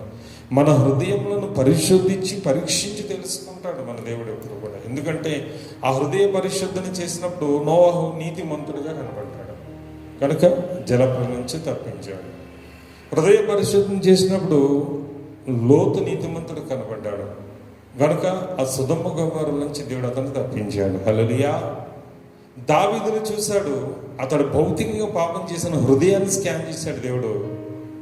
ఇదిగో ఇతడు నా హృదయానుసారుడు, ఇతడు నాకు కావాలి, కోరుకున్నాను. అతన్ని అభిషేకించిన సమయంలో ప్రవక్త చెప్పాడు. సమయంలో అంటాడు, ఈడా ప్రభు చిన్నపిల్లవాడు కాదంటే. మనుష్యులు భైరూపం చూస్తారు కానీ యెహోవానకు నేను హృదయంను పరిశోధిస్తానని చెప్పాడు. హల్లెలూయా. చెప్పి ఆ దావీదుని దేవుడు అభిషేకించుకున్నాడు. అంటే వారందరిని కూడా దేవుడు అబ్రహాము కానీ, ఇస్సాకు కానీ, యాకోబు కానీ, మోషే కానీ, తర్వాత ఇంకా చూస్తే అనేక మంది ప్రవక్తలు కానీ, భక్తులు కానీ వారి హృదయంను దేవుడు పరీక్షించాకే పరిశోధింపబడాలి. ప్రతి మనిషి కూడా పరిశోధింపబడతాడు దేవుని చేత. పరిశోధన కాలంలో, పరిశోధిస్తున్న సమయంలో మనం ఆయన పరిశోధిస్తున్నప్పుడు ఖచ్చితంగా మంచి ఆలోచనలు, మంచి ఊహలు, మంచి తలంపులు నీలో ఉన్నప్పుడు ఖచ్చితంగా మంచి ఫలాలు వస్తాయి. చెడు తలంపులు, చెడు ఆలోచనలు, చెడు క్రియలు, చెడు ఊహలు, చెడు యొక్క ఆలోచనలు నీ యొక్క అసూయ, ద్వేషములు, క్రోధములు, కుళ్ళు, మత్సరత, అభ్యంతరాలు, ఈర్ష్యలు, పగలు, ప్రతీకారాలు ఎప్పుడైతే నీలో ఉంటాయో అప్పుడు నీవు మంచి ఫలాలు కాదు చెడు ఫలాలు పొందుతావు. నిజమే చెప్తున్నాను. ఎందుకంటే బైబిల్ గ్రంథంలో మనం చూస్తే చాలా ఇన్సిడెంట్ ఉన్నాయి, కానీ మనం చూద్దాం మంచి ఆలోచన లేక చెడ్డ ఆలోచన చేసి నశించిపోయిన ఒక రాజుని చూద్దాం. వారెవరంటే ఆహాబు, యెజెబెలు రాణి. ఆహాబు, యెజెబెలు రాణి చాలా భయంకరమైన దుర్మార్గులు. ఈ యొక్క యెజెబెలు రాణి సీదోనీయుల కుమార్తె, అన్యురాల, విగ్రహారాధికురాలు. ఆ విగ్రహారాధికుని ఈ యొక్క ఇజ్రాయెల్ రాజు పెళ్లి చేసుకున్నాడు, దావీదు వంశానికి చెందిన. అయితే సోదరుడా, అప్పుడు ఒక ఇన్సిడెంట్ జరిగింది. నాబోతును ఒక అమాయకుడు యొక్క ద్రాక్ష తోటను వారు ఆక్రమించుకోవడానికి ఎటువంటి భయంకరమైన దురాలోచన చేసి దేవుని శాపం పొందారో చూద్దాం. మొదటి రాజుల గ్రంథము 21వ అధ్యాయంలో మొదటి నుంచి ఒకసారి చదువుకుందాం. మొదటి రాజుల గ్రంథం 21వ అధ్యాయం మొదటి నుంచి. ఈ సంగతులైన తర్వాత ఇజ్రాయేలులో షెమ్రోను రాజైన ఆహాబు నగరునకు ఆనుకుని ఇజ్రాయేలు వాడైన నాబోతునకు ఒక ద్రాక్ష తోట కలిగి ఉండగా ఆహాబు నాబోతుని పిలిపించి, నీ ద్రాక్ష తోట నా నగరును ఆనుకుని ఉన్నది కనుక అది నాకు కూర తోట కిమ్ము, దానికి ప్రతిగా దానికంటే మంచి ద్రాక్ష తోట నీకిచ్చేదను, లేదా నీకు అనుకూలమైన ఎడల దానిని క్రయమునకు ఇమ్మని అడిగాను. అందుకు నాబోతు, నా పిత్రార్జితమును నీకిచ్చుటకు నాకు ఎంత మాత్రం వల్లపడదని చెప్పగా, నా పిత్రార్జితమును నీకియ్యనని యెజ్రెయేలుడైన నాబోతు తనతో చెప్పిన దానిని బట్టి ఆహాబు మూతి ముడుచుకుని వాడై కోపంతో తన నగరునకు పోయి మంచం మీద పరునుకొని ఎవరితోనూ మాట్లాడకయు భోజనం చేయకయు ఉండెను. చూడండి సోదరులారా, ఇక్కడ ఆహాబ్ అనే ఒక రాజు ఉన్నాడు, ఇజ్రాయేల్ రాజు, ఇజ్రాయేల్ దేశానికి ఆ కాలంలో రాజు అయిన. అయితే అతని భార్య యెజెబెలు ఉంది. చాలా దుర్మార్గులు వీరు, దేవునికి విరోధంగా ప్రవర్తించిన వారు. ఇజ్రాయేలులందరినీ కూడా విగ్రహారాధన, బయలుదేవత, అస్తరోతు దేవతను పూజించడానికి ప్రేరేపించిన వారు. యెహోవా ప్రవక్తను కూడా చంపారు. చాలా మందిని ఏలియాను చూడడానికి కూడా వీళ్ళు ప్రయత్నం చేశారు, యెజెబెలు. అయితే ఒక రోజున ఈ యొక్క ఆహాబు రాజు యొక్క అంతఃపురం పక్కన అతనికి ఆనుకుని ఒక పేదవాడు, ఒక సామాన్య రైతు ఉన్నాడు. అతడి పేరు నాబోతు. అతనికి ఒక ద్రాక్ష తోట ఉంది అక్కడ. అయితే ఇతడు అంతఃపురం మీద అతడు ఎక్కి చూస్తున్నప్పుడు ఈ నాబోతు, ఈ యొక్క ఆహాబు రాజు కన్ను తన రాజనగరికి ఆనుకున్న ఈ యొక్క నాబోతు ద్రాక్ష తోట మీద పడింది. అరే, మంచి ద్రాక్ష తోట ఉంది, ఇది నేను కూడా నా నగరికి ఆనుకుని ఉంది కనుక ఇది మంచి ఉద్యానవనంగా మార్చుకుందాం, దీన్ని ఆహ్లాదంగా మంచి కూర తోటగా చేసుకుందాము. ఎవరిది ఇది ఎంక్వైరీ చేస్తే నాబోతును ఒక సామాన్యమైన రైతు అతను పిలిపించాడు, సైనికులు పంపించి పిలిపిస్తే సైనికులు వెనుక బాబా మరి ఆయన్ని తీసుకొచ్చారు. అయ్యా రాజుగారు వణుకుతూ వచ్చాడు పాపం. వెంటనే ఆహాబు రాజు అన్నాడు, అయ్యా మరి నీ దగ్గర ఉన్న ద్రాక్ష తోట నాకు కావాలి, నా రాజనగర్ ఆనుకుని ఉంది కనుక మరి దయచేసి ఆ ద్రాక్ష తోట నాకు అమ్మి క్రయానికి ఎంత డబ్బులు అని ఇస్తానన్నాడు. కానీ ఆ నాబోతు ఏమన్నాడంటే, అయ్యా ఇది నేను అమ్ముకోలేను, ఇది నా పిత్రార్జితం, దీని పిత్రార్జితం అంటే నా తాత ముత్తాత నుంచి వస్తున్న మా పితరులు ఆస్తాయా, దీన్ని అమ్ముకోలేము, నా వల్ల కాదు, ఎందుకంటే దీని మీదే బ్రతకాలి మేము, కనుక దీన్ని అమ్మలేను నేను, దయచేసి మీరు ఏమనుకోవద్దు, ఇది నా పిత్రార్జితం, నేను నా సెంటిమెంట్ నేను వదులుకోలేను అని పాపం ఆ వ్యక్తి రిక్వెస్టబుల్గానే చెప్పాడు. రిక్వెస్టబుల్గా చెప్తూ వదిలేచ్చు కదా. వెంటనే రాజుగారి కోపం వచ్చింది, మూతి ముడుచుకున్నాడు, రాజనగరికి పోయాడు, భోజనం మానేసి మంచం మీద పడుకున్నాడు. ఈ విషయం రాణిగారు తెలిసింది. రాణిగారు తెలిసి గబగబా ఏ రాజుగారు భోజనం చేయకుండా బాధతో మంచం మీద పడుకున్నాడంటే పరిగెత్తుకుని వచ్చే వెంటనే అతని భార్య యెజెబెలు వచ్చింది 7వ వచనంలో. అందుకు అతని భార్య అయిన యెజెబెలు, ఇజ్రాయేలులో నీవు ఇప్పుడు రాజ్యపాలనం చేయట్లేదా? లేచి భోజనం చేసి మనసులో సంతోషంగా ఉండుము. నేనే యెజ్రెయేలుడైన నాబోతు ద్రాక్ష తోట నీకు ఇప్పించినని అతనితో చెప్పి అహాబు పేరిట తాకీదు వ్రాయించి అతను ముద్రతో ముద్రించి ఆ తాకీదును నాబోతు నివాసం చేర్చిన పట్టణపు పెద్దలకు సామంతులకు పంపెను. ఆ తాకీదులో రాయించినదేమనగా, ఉపవాస దినము జరగవలనని మీరు చాటించి నాబోతును జనుల ఎదురు నిలబెట్టి, నీవు దేవుని రాజును దూషించుతుని అతని మీద సాక్ష్యం పలుకుటకు పనికిమాలిన 2 మనుషులను సిద్ధపరచుడి. తీర్పైన మీదట అతని బయటకు తీసుకుని పోయి రాళ్లతో చావగొట్టుడి. రాళ్లతో చావగొట్టుడి. ఒక దురాలోచన పన్నింది రాని. ఏమనంటే ఆ వెంటనే రాజు దగ్గరికి వెళ్ళేది, దేశానికి రాజు, నీకు భయం ఏంటి? మనకు అధికారం ఉంది, వారిని బతిమలాడవసరం లేదు. మనం ఆ తోట లాక్కునే అధికారం మనకు ఉంది. నువ్వు రాజు కదా, లేచి భోంచే, ఆ ద్రాక్ష తోట నీకు రేపటికల్లా ఇప్పించేస్తాను అనేసి గబగబా ఒక ఆర్డర్ పాస్ చేయించింది. ఆ నాబోతు నివసిస్తున్న ప్రాంతానికి అక్కడున్న అధిపతులకి అందరికీ లెటర్ రాసి ఆ నాబోతు అనే వ్యక్తిని అరెస్ట్ చేయండి, అతడు రాజుగారిని దూషించాడని ఒక అబద్ధ ప్రచారాన్ని లేవనెత్తండి, రాజుగారిని దూషించాడని ఒక అబద్ధ ప్రచారం లేవనెత్తి అతను తీసుకొచ్చి అతన్ని తీర్పు దిగి నిలబెట్టి అతన్ని రాళ్ళతో కొట్టి చంపేయాలి అందరూ కూడా అని ఒక పన్నాగం పండింది. ఒక దురాలోచన చేసింది. ఎందుకంటే అధికారం ఒకటి ఉంది. అతడు చూస్తే ఒక సామాన్యమైన వ్యక్తి, కేవలం ఏదో ఒక వ్యవసాయం ద్రాక్షతో పండించుకున్న సామాన్యమైన రైతు. ఆ వ్యక్తి మీద రాని ఆ భయంకరమైన కుట్ర చేసి రాజుతో చెప్పింది. రాజుగారు కూడా తాకీదులు ఇచ్చేశారు, ఇంకేమనలేదు. వెంటనే ఆ సైనికులు వెళ్ళి పాపం నాబోతు అనే వ్యక్తిని పట్టుకొని, పాపం రాజుగారిని దూషించాడు వీడు, చూసామని 2 అబద్ధ సాక్షులు పెట్టి, చూడండి 13 వచ్చి, అప్పుడు పనికిమాలిన 2 మనుష్యులు సమాజంలో ప్రవేశించి అతని ఎదుట కూర్చుండి, నాబోతు దేవుని రాజును దూషించనని జనుల సమక్షం నాబోతు మీద సాక్ష్యం పలుకగా వారు పట్టణమును బయటకి అతన్ని తీసుకుని పోయి రాళ్లతో చావగొట్టారు. అన్యాయంగా చూడండి, ఎంత అన్యాయం చూడండి సోదరుడా. ఒక సామాన్యమైన రైతు, వారు చూస్తే రాజు రాని దేశాధికారం వారి దగ్గర ఉంది, సైన్య బలం ఉంది, అర్ధ బలం ఉంది, అంగబలం ఉంది. దానిని బట్టి అతిశయించి వారు ఏం చేశారంటే ఎవరు ఎదురు చెప్పరు. అధికారులు కూడా వారికే సపోర్ట్ ఉన్నారు. అక్కడున్న మంత్రులు అందరూ రాజు రాణిగా సపోర్ట్ ఉన్నారు. అతన్ని అన్యాయంగా అరెస్ట్ చేసి తీసుకొచ్చారు, ప్రజలందరినీ పిలిపించారు. ఇదిగో ఇతడు 2 పనికి మాలిన అబద్ధ సాక్ష్యాలు చెప్పేవాళ్ళు ఉంటారు కొంతమంది, అబద్ధ సాక్షులు అంటారు. ఈ అబద్ధ సాక్షులు 2 పెట్టింది. ఇదిగో ఇతడు దేవుణ్ణి రాజుని దూషించే మేము విన్నాము, మేము కళ్ళారు చూసాము, వాళ్ళు అబద్ధ సాక్ష్యం చెప్పారు. అక్కడున్న ప్రజలందరూ కూడా పాపం, అక్కడున్న వారందరూ కూడా అతన్ని, ఒక అమాయకుడైన వ్యక్తిని రాళ్లతో కొట్టి చంపేస్తే వెంటనే రాని వెళ్ళిదిగో నీకు అడ్డేమీ లేదు, ఆ ద్రాక్ష తోట నీదే, దాన్ని స్వాధీనపరుచుకో, దాన్ని లేచి నువ్వు స్వాధీనపరుచుకొని ఆ భార్య చెప్పిన వెంటనే అతను స్వాధీనపరుచుకోవడానికి 16 వచనం చూడండి.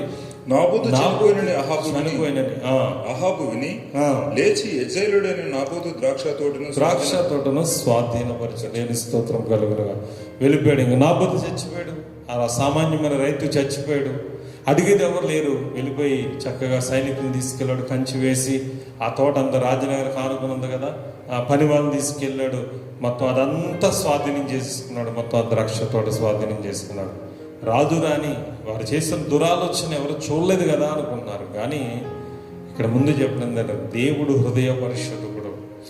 అన్యులైన కొద్దివారైన గొప్పవారైన దేవుడు ఇప్పుడు చూస్తూనే ఉంటాడు. మనం అనుకున్న దేవుడు చూడడు, నేనేం చేసినా సరే చెల్లుతుంది అనుకున్నాం. సోదరుడా, లేదు, మనము చేసిన ప్రతి వాటికి ఏదో నరకం వచ్చాక నరకంలోకి వెళ్ళిపోయి శిక్ష అనుభవించడం అంటాం. కానీ ఈ భూమి మీద ఉండగానే మనం చేసిన వాటి బట్టి కొన్ని ఫలాలు అనుభవించాలి, తప్పదు. దేవుని స్తోత్రం, హల్లెలూయా.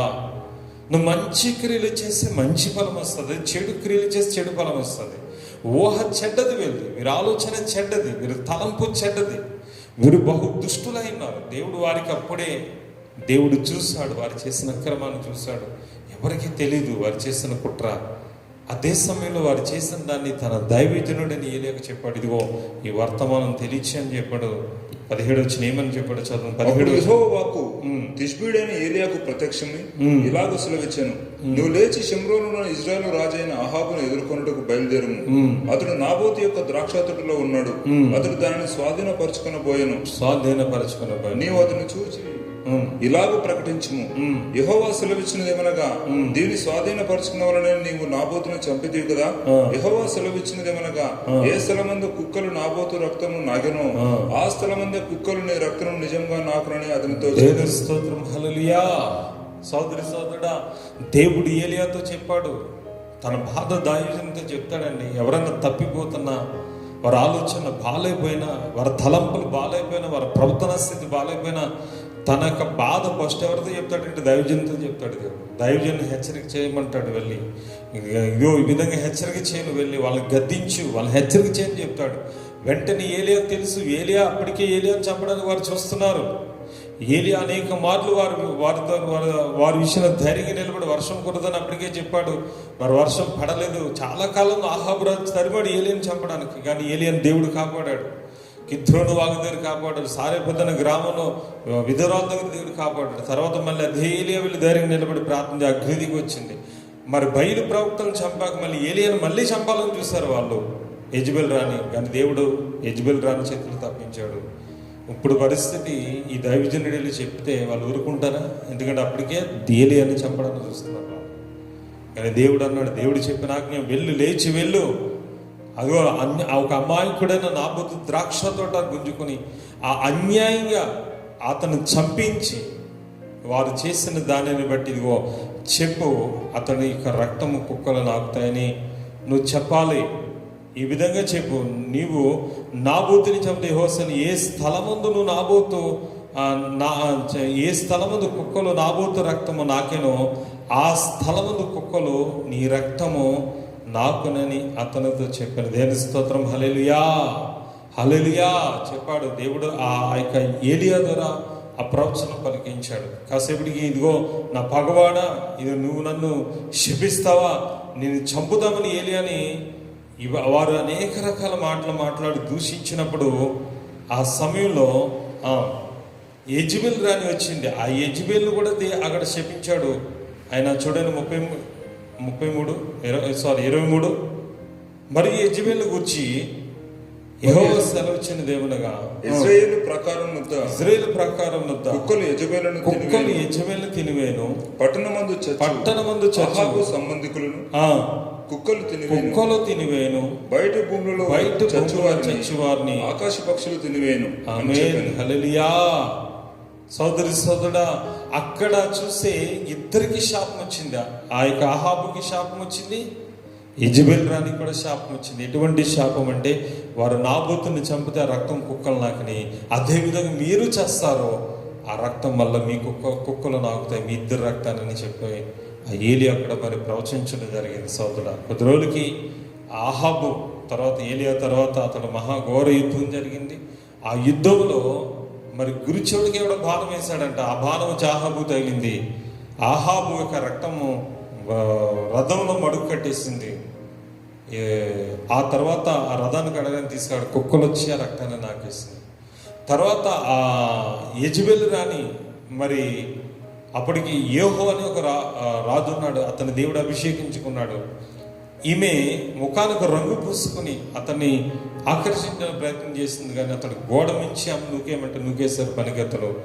ఆమె కింద పడి మరి కపాలం పగిలి భయంకర గుర్రాల చేత తొక్కించి చచ్చిపోయింది. అప్పుడు ఆ కుక్కల మొత్తం ఆమె దేహాన్ని ఆ రక్తాన్ని కూడా నాకుని తినివేసి నేను అక్కడ వాక్యం సెలవిస్తుంది. సోదరి సోదరుడా, వారికి అంత భయంకరమైన మరణం రావడానికి గల కారణం ఏంటి? వారంత భయంకరంగా శిక్షించడానికి గల కారణం ఏంటంటే వారి హృదయాలోచన అంత క్రూరంగా ఉందన్నమాట. అంత క్రూరం. చూడండి, ఒక నయ్యం అన్నవాడు చాలా క్రూరంగా చచ్చిపోయాడు. ఎందుకంత క్రూరంగా చచ్చిపోయాడు? చాలామంది క్రూరంగా చంపాడు. రౌడీ సీటర్ చాలామంది క్రూరంగా చంపాడు. అదే క్రూరమైన మరణం వచ్చింది. చూడండి, కత్తి పెట్టుకున్నాడు, కత్తి తప్పదు. మరి ఏ ఆయుధం పట్టుకుని అదే ఆయుధం వాడికి మళ్ళీ ఉరిగా మారదు తప్పదు అనమాట. వారి ఆలోచన మంచిది కాదు, వారి తలంపు మంచిది కాదు, వారి హృదయం మంచిది కాదు, వారి ఊహ మంచిది కాదు, వారి యొక్క ఆ స్థితి, వారి యొక్క ఆలోచనని మంచిది కాదు. అది చూసిన దేవుడు వారికి అటు విధంగా మరణ శిక్ష విధించాడు. సోదరుడు, దేని స్తోత్రం కలుగునుగా. ఈరోజు మరి మంచి కార్యములు చేస్తే మంచి ఫలాలు వస్తాయి, చెడ్డ కార్యములు చేస్తే నీకు చెడు ఫలాలు వస్తాయి. ఈరోజు నీ జీవితంలో నీ ఊహ ఎలా ఉందో ఒకసారి ఆలోచించుకో. నీ తలంపులు ఎలా ఉన్నాయో ఒకసారి ఆలోచించుకో. నీ మనస్సు ఎలా ఉందో ఒకసారి ఆలోచించుకో. నీ హృదయ స్థితి ఎలా ఉందో ఆలోచించుకో. ఆలోచించుకుని ఒకసారి మనం స్కాన్ చేసుకుని దేవునికన్నా ఉంది. దేవుడు స్కాన్ చేసిన తర్వాత తీర్పు వస్తుంది. మనం స్కాన్ చేసుకోవాలి. ఎప్పుడైతే మనం స్కాన్ చేసుకున్నామో వెంటనే మనలో ఏదైనా ఒక చెడు మనలోకి వచ్చిందనుకో వెంటనే దేవుడి దగ్గర క్షమాపణ అడిగి దాన్ని మనం కడిగేసుకొని సరి చేసుకుంటాను ప్రయత్నించి. లేదనుకో చేదైన వేరు కొద్దిగా మొలిచిన అది మహావృక్షం అయిపోతుంది, మన జీవితం నాశనం అవుతుంది. ఎందుకంటే సామెతల గ్రంథం 15:26 చూడండి. సామెతల గ్రంథం 15:26. దురాలోచనలు యెహోవాకు హేయము, దయగల మాటలు ఆయన దృష్టికి పవిత్రములు. హల్లెలూయా. దురాలోచన అంటే యెహోవాకు హేయములట. దురాలోచన చేసేవాడిని దేవుడు ఇష్టపడడు. చాలా మంది ఇప్పుడు చూసే దురాలోచన బాగా చేస్తుంటారు. మంచి ఆలోచనలు ఉండవు. వీడిలాగా, ఆమెలాగా, ఈమెట్లాంటిది, ఆమెట్లాంటిది, వీరు ఇట్లా పోయారంట, వారు అట్లా పోయారంట, వీరు ఇట్లా చేస్తున్నారంట, వారు అట్లా చేస్తున్నారంట. నువ్వెట్లా చేస్తావు ఒకసారి ఆలోచించావా? ఒకసారి ఆలోచించు. వీళ్ళు ఇలా అంటారు, వాళ్ళు అలా అంటారు, నాకు వీరు ఇట్లా సంపాదించుకున్నారు, వారు ఎట్లా సంపాదించుకున్నారు. తెల్లారు లేచిన తర్వాత నువ్వు సాయంత్రం దాకా ఇవే అభ్యంతరాలు చూడు నీ హృదయంలో. దురాలోచన ఎవరిని ఎలా మోసం చేయాలా? ఇదిగో పాస్టర్ గారు కూడా ప్రార్థన చేస్తున్నాను అడిగితే చేయకుండా చేస్తానని అబద్ధం ఆడాలా? మోసం ఎలా చేయాలా? ఎలా బొంకాలా? ఎలా వేషధారం చేయాలా? ఇప్పుడు పాపం చేయడానికి ఇలా తప్పించుకుని ఏ విధంగా వెళ్ళాలా? లేకపోతే ఇవి అబద్ధం ఆడడానికి ఈ విధంగా ఆ వ్యక్తిని ఎలా మోసం చేయాలా? మనం పబ్బం గడుపుకోవాలా? లేకపోతే ఈ విధంగా చీట్ చేయాలా? లేకపోతే ఈ విధంగా ఫలానా వ్యక్తిని కొట్టాలా? ఫలానా వ్యక్తిని నాశనం చేయాలా? ఫలానా వ్యక్తిని ఇలా బాధించాలా? ఫలానా వ్యక్తిని గురించి వేరే వాళ్ళకి చెడ్డ మాటలు ఎలా చెప్పాలా? అనుక్షణం కూడా మన హృదయం అనేది చెడు తలంపులు, చెడు ఊహలు, చెడు ఆలోచనలు తప్ప మంచి ఆలోచన ఒకసారి స్కాన్ చేసుకోండి. 99 కదా 100% చెడిపోయింది మన హృదయం. ఆమేన్. మన ఊహ, మన తలంపులు, మన ఆలోచనలు చెడిపోయినాయి. హృదయం ఎక్కడ చూసినా గర్వంతో నింపబడి ఉంది. ఎక్కడ చూసినా కోపం, మాట పడని స్వభావం, అనుమానాలు, అసూయలతో నింపబడ్డావు. ద్వేషం పెట్టుకుని ఉన్నావు నీ హృదయం ఉందా? విద్వేషాలు కలిగించుకుని హృదయం అంతా కూడా పాడు చేసుకుని ఉన్నావేమో.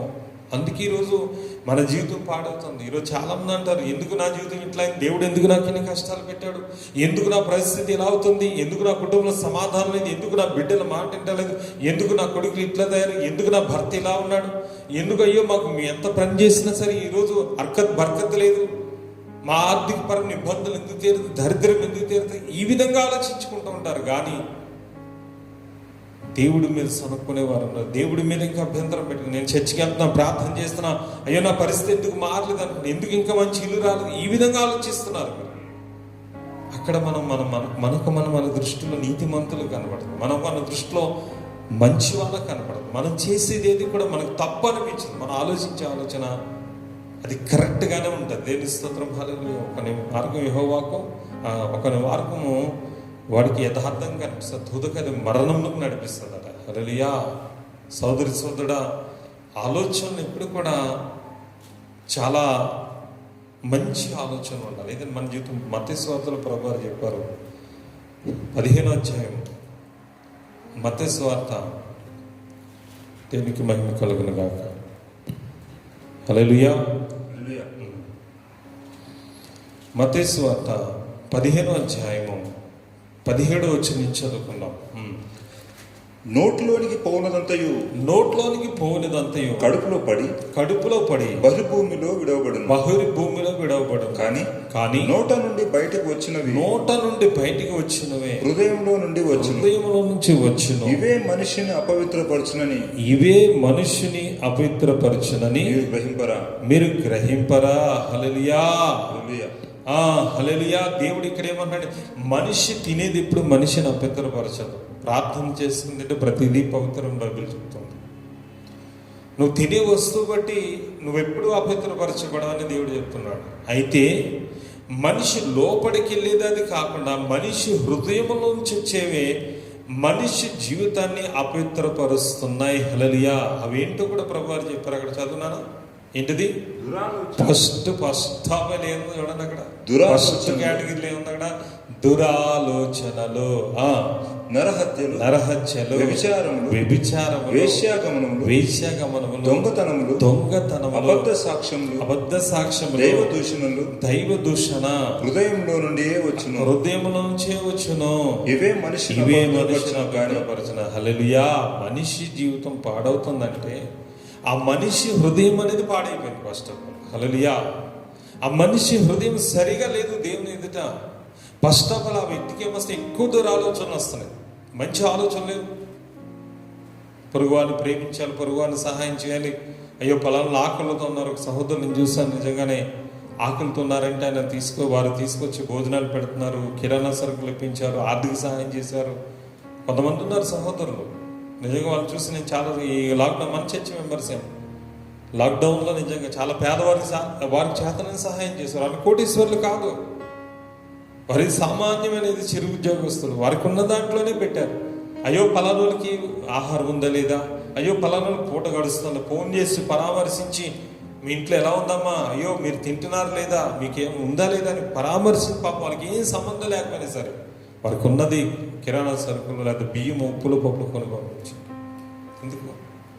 ఆలోచన మంచిది. అవును, నేను తింటున్నాను, నా సహోదరు ఆకలితో ఉన్నాడేమో ఆలోచన బట్టి దేవుడు వాళ్ళని ఆశీర్వదిస్తాడు, ఇంకా ఆశీర్వదిస్తూనే ఉంటాడు. ఇంకోడు ఉంటాడు స్వార్థపరులు. అంత ఎందుకు ఇవ్వాలి? ఉంటుంది, ఇచ్చేంత స్తోమతో ఇవ్వలేరు. ఎందుకంటే ఇచ్చే అంత మనస్సు లేదు కదా, మనసు లేదు. నా వరకు చాలు, నా వరకు తింటే చాలు, నేను నా భార్య నా భర్త పిల్లలు క్షేమం ఉంటే చాలు, ఎవరన్నా తెచ్చే వాళ్ళకి నేను మాత్రం ఎవరికి రూపాయి. ఈ ఆలోచనతో వ్యక్తి ఎప్పుడు కూడా ఇవ్వరాదు. కైను లాంటి స్వభావం అది. ఆ ఆలోచన బట్టి ఇప్పుడు చూడండి, ఇచ్చేవాడికి విత్తేవాడికి సమృద్ధి పంటకు వస్తాడు, విత్తనవాడు ఇప్పుడు పంట కోయలేడు కదా. నిజమే సోదర పరలోకముందు అక్షయమైన ధనాన్ని సంపాదించుకున్న అంటే ఏంటి తెలుసు? ఇక్కడున్న ధనాన్ని నువ్వు ఖర్చు పెట్టాలి. ఇక్కడ నీకు ఇచ్చిన దాంట్లో 2 రొట్టెలు 1 రొట్టె ఇచ్చేయాలి, 2 రూపాయలు 1 రూపాయి ఇచ్చేయాలి, ఆఖరికి నీకు 2 వస్త్రాలు అంటే 1 వస్త్రం ఇచ్చేయాలి. ఇదే యేసుప్రభు మత్తయి 5, 6, 7 వచ్చే అధ్యాయాల్లో సెలవిచ్చిన మాటలుగా.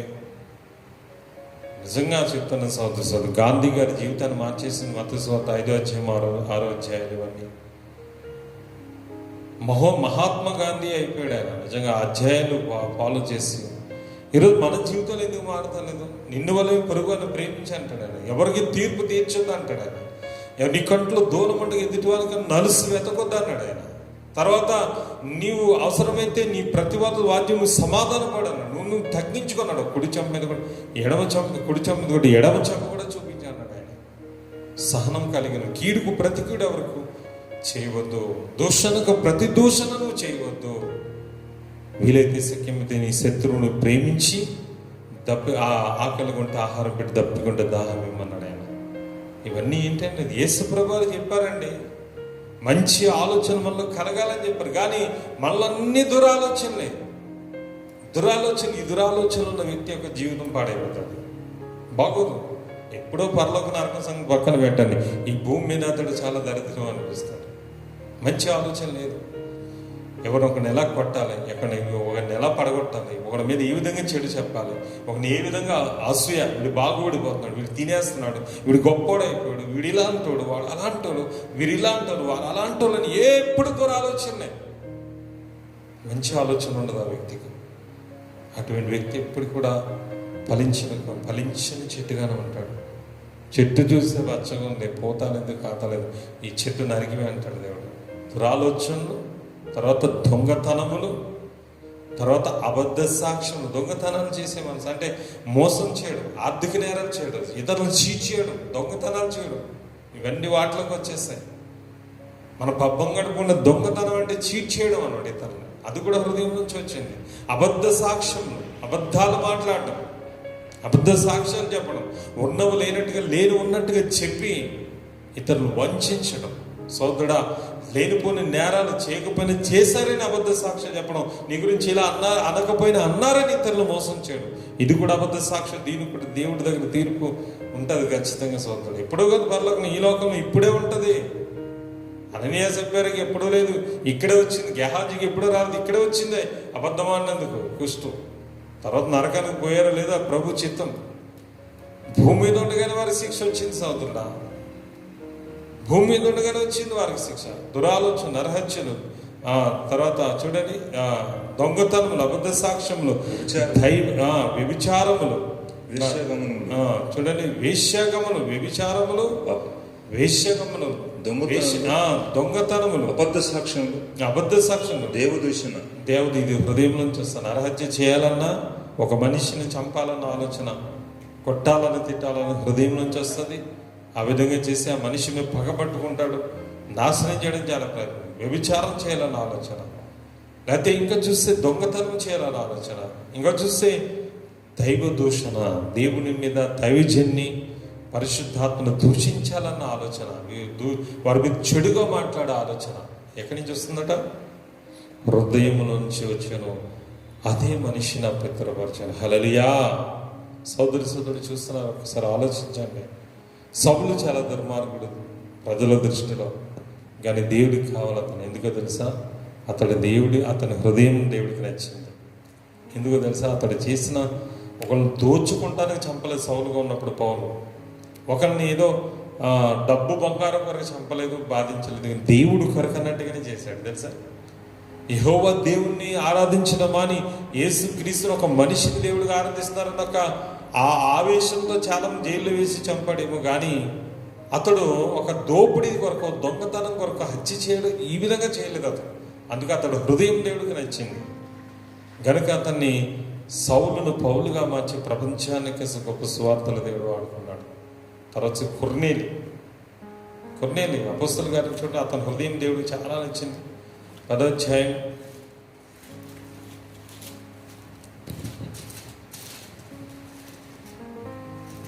అపోస్తలుల కార్యాలు 10వ అధ్యాయం మొదటి నుంచి చూడండి.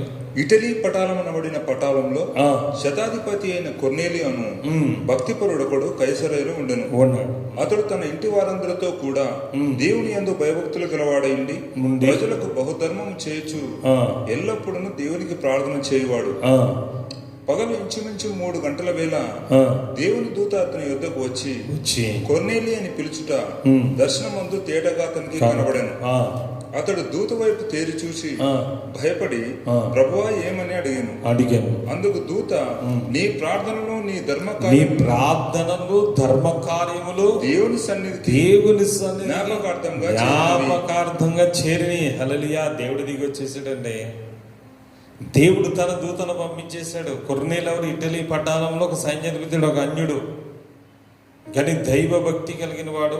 యేసు ప్రభు అంటే తెలియదు ఆయనకి, తన కుటుంబానికి తెలియదు, కానీ చాలా దాన ధర్మాలు చేసే వ్యక్తి. సైన్యాధిపతి అంటే ఎంత కఠినంగా ఉంటాడు. అతను ఒక పోలీస్ ఆఫీసర్ లాంటి వ్యక్తి. ఎంత కఠినంగా ఉంటుంది, ఎంతమంది నేరస్తున్న హృదయం ఎంత కఠినంగా ఉంటుంది, ఎంత కటువుగా మాట్లాడతాడు, కానీ చాలా ప్రేమ కలిగిన వ్యక్తి అట. అతడి యొక్క ప్రార్థనలు, అతడు చేసిన ధర్మ కార్యములు దేవుని సన్నిధికి జ్ఞాపకార్థంగా చేరినాయి అంటే దేవుడు చూసారా అతని మనసు చూసి, ఈ వ్యక్తి గనక నా మీద విశ్వాసం ఉంచితే ఇతడు గొప్ప సాక్షి అవుతాడని అతని హృదయాన్ని చూసి దేవదూతను పంపించాడు. దేవదూతను పంపించి తర్వాత దైవజనుని పంపించాడు, పేతురుని. దైవజనుని పంపించాక దేవుడు పరిశుద్ధాత్మను పంపించాడు. పరిశుద్ధాత్మ తర్వాత రక్షణ బాప్తిసం ఇచ్చాడు. దేవుని స్తోత్రం. హల్లెలూయా. కొర్నేలి అతడే కదా అతని ఇంటి వారందరినీ ఆ ప్రాంతంలో ప్రభు యేసుక్రీస్తు రక్షణ సువార్త తెలుసుకుని యేసునామములో బాప్తిసం పొందాడు. సోదరుడు ప్రభువే అతను వెతుక్కుంటూ వెళ్ళాడు. ఎందుకంటే తెలుసా, అతని హృదయము దేవుని చాలా ఇష్టం. దావీదు హృదయము ఎందుకు? దావీదు నా హృదయానుసారణ దేవుడు ఎలా ఆలోచిస్తాడో ఆ విధంగానే దావీదు ఆలోచించాడు. ఎక్కడో ప్రాణభయంతో పారిపోయిన మోషే మిథ్యాను ప్రాంతంలో గొర్రెలు మేపుకున్న అతని దేవుడు ఎందుకు వెతికాడండి? తన యొక్క జనాంగాన్ని ఆ యొక్క ఐగుప్తు బానిసత్వం నుంచి పాలుతుని ప్రపంచ కానాను దేశాన్ని నడిపించాలంటే నిజంగానే తన గొర్రెలను ప్రేమించగలిగిన వాడు ఉండాలి. తన భార్య పిల్లల కన్నా ఇశ్రాయేలు ప్రజలను తన సొంత బిడ్డలా ప్రేమించాడు మోషే. అందుకే ఎంతగా అంటే తెలుసా, దేవుడే చాలాసార్లు తన బిడ్డలకు కోపగించిన అడ్డుగా నిలబడిపోయి దేవుడి కోపాన్ని చల్లారి చేశాడు. తెలుసా, ప్రభువా నువ్వు క్షమించకపోతే నీ జీవ గ్రంథం నా పేరు తుడిచివలసి బతున్నాడు. తెలుసా, ఎన్నోసార్లు అడ్డుపడ్డాడు మోషే. ప్రజల కొరకు. దేవుడు కోపాలు చాలాసార్లు చల్లార్చాడు. నిజంగా ఆ మనస్సును చూశాడు దేవుడు. అందుకే అతడే కావాలి, మోషేనే కావాలి దేవుడికి. ఎందుకంటే అతని హృదయం దేవుడికి ఇష్టమైనది కనుక.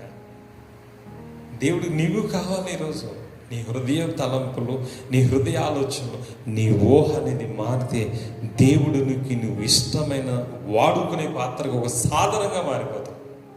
దేవుడు ఈరోజు మనతో మాట్లాడుతున్నాడు. అందుకే మనం ఏం చేయలేదు. దావీదు అందుకే ఏమైనా ప్రార్థన చేశాడు తెలుసా? దేవుని స్తోత్రం, హల్లెలూయా. కీర్తనల గ్రంథం 139 అధ్యాయం 23 వచనం చూడండి. దేవా నన్ను పరిశోధించి నా హృదయమును తెలుసుకొను. నన్ను పరీక్షించి నా ఆలోచనలు తెలుసుకొను. ఆ ఆలోచనలు తెలుసుకొనము. నీకు ఆయాసకరమైన మార్గము నా యందు ఉన్నదేమో చూడుము. నిత్య మార్గమున నన్ను నడిపించుము. చూసారా, దావీదు ఏమని ప్రార్థన చేశాడు దేవుడికి? ఏమని ప్రార్థన చేశాడు? నన్ను స్కాన్ చేయ ప్రభు అని అడుగుతున్నాడు. దేవా నన్ను పరిశోధించు, నా హృదయాన్ని తెలుసుకో, నన్ను పరీక్షించు, నా ఆలోచన తెలుసుకో. నాకు అర్థం కాదు, నా ఆలోచనలు నాకు మంచిగా చెడు నాకు అర్థమవుతలేదు. ఎందుకంటే ఏ ఆలోచన ఉందో దాని ప్రకారం పాలైపోతున్నాను. ఏ ఆలోచన వస్తుందో ఆ ప్రకారం నేను మాట్లాడేస్తున్నాను. నేను మాట్లాడేది కరెక్టా? నేను ఆలోచించేది కరెక్టా? లేకపోతే నేను చేసేది కరెక్టా? నేను ఊహించేది కరెక్టా? నాకు అర్థమవుతలే. దేవుడు అడుగుతున్నాడు. ఈరోజు మనుషులందరూ ఏ ఊహలు, ఏ ఆలోచనలు వస్తాయి కరెక్ట్ అనుకుని ఎదుటి వ్యక్తిని చాలా బాధపడుతుంటారు. నిజంగానే దేవుడు ఎన్నో కార్యం చేస్తాడు అలాంటి అవిశ్వాసులకి. గొప్ప గొప్ప అద్భుతాలు చేస్తాడు. తర్వాత వారి యొక్క ఆలోచన కానీ వారి యొక్క ఊహలు చూస్తే దేవుడికి, పరిశుద్ధాత్మకి చాలా బాధ వస్తుంది. దైవజనుడికి నాకు కూడా చాలా బాధ వస్తుంది. అయ్యో ప్రభు, ఇటువంటి వల్ల ఆశీర్వదిస్తాను. నేను వీళ్ళ ఊహ మంచిగా లేదు, మీరు తలంపు మంచిగా లేదు. ఒక మనిషి దగ్గర ఒక మాట, ఈ మనిషి దగ్గర ఈ మాట, ఈ మనిషి దగ్గర ఆ మనిషి గురించి చెడుగా మాట, ఆ మనిషితో మాట, ఈ మనిషి గురించి చెడుగా మాట్లాడటం, తమ పబ్బం గడుపుకుంటాను. వీళ్ళు వేస్ట్, వాళ్ళు వేస్ట్, వీళ్ళు వేస్ట్ అని వ్యర్థంగా మాట్లాడడం, తీర్పులు తీర్చడం, వేలు పెట్టి చూపించడం, ఆ శోధనలన్నీ తెచ్చిపెట్టుకుని వాళ్ళ పరిశుద్ధాత్మ విరోధంగా ప్రవర్తించి మన పాపంలో పడిపోయి శాపానికి గురవడం. ఎందుకంటే మంచి ఆలోచనలు లేవేళలో సోదరుడా, మంచి ఆలోచనలు ఉండవు. అనుమానాలు, ఎప్పుడు అనుమానం మనిషి హృదయంలో.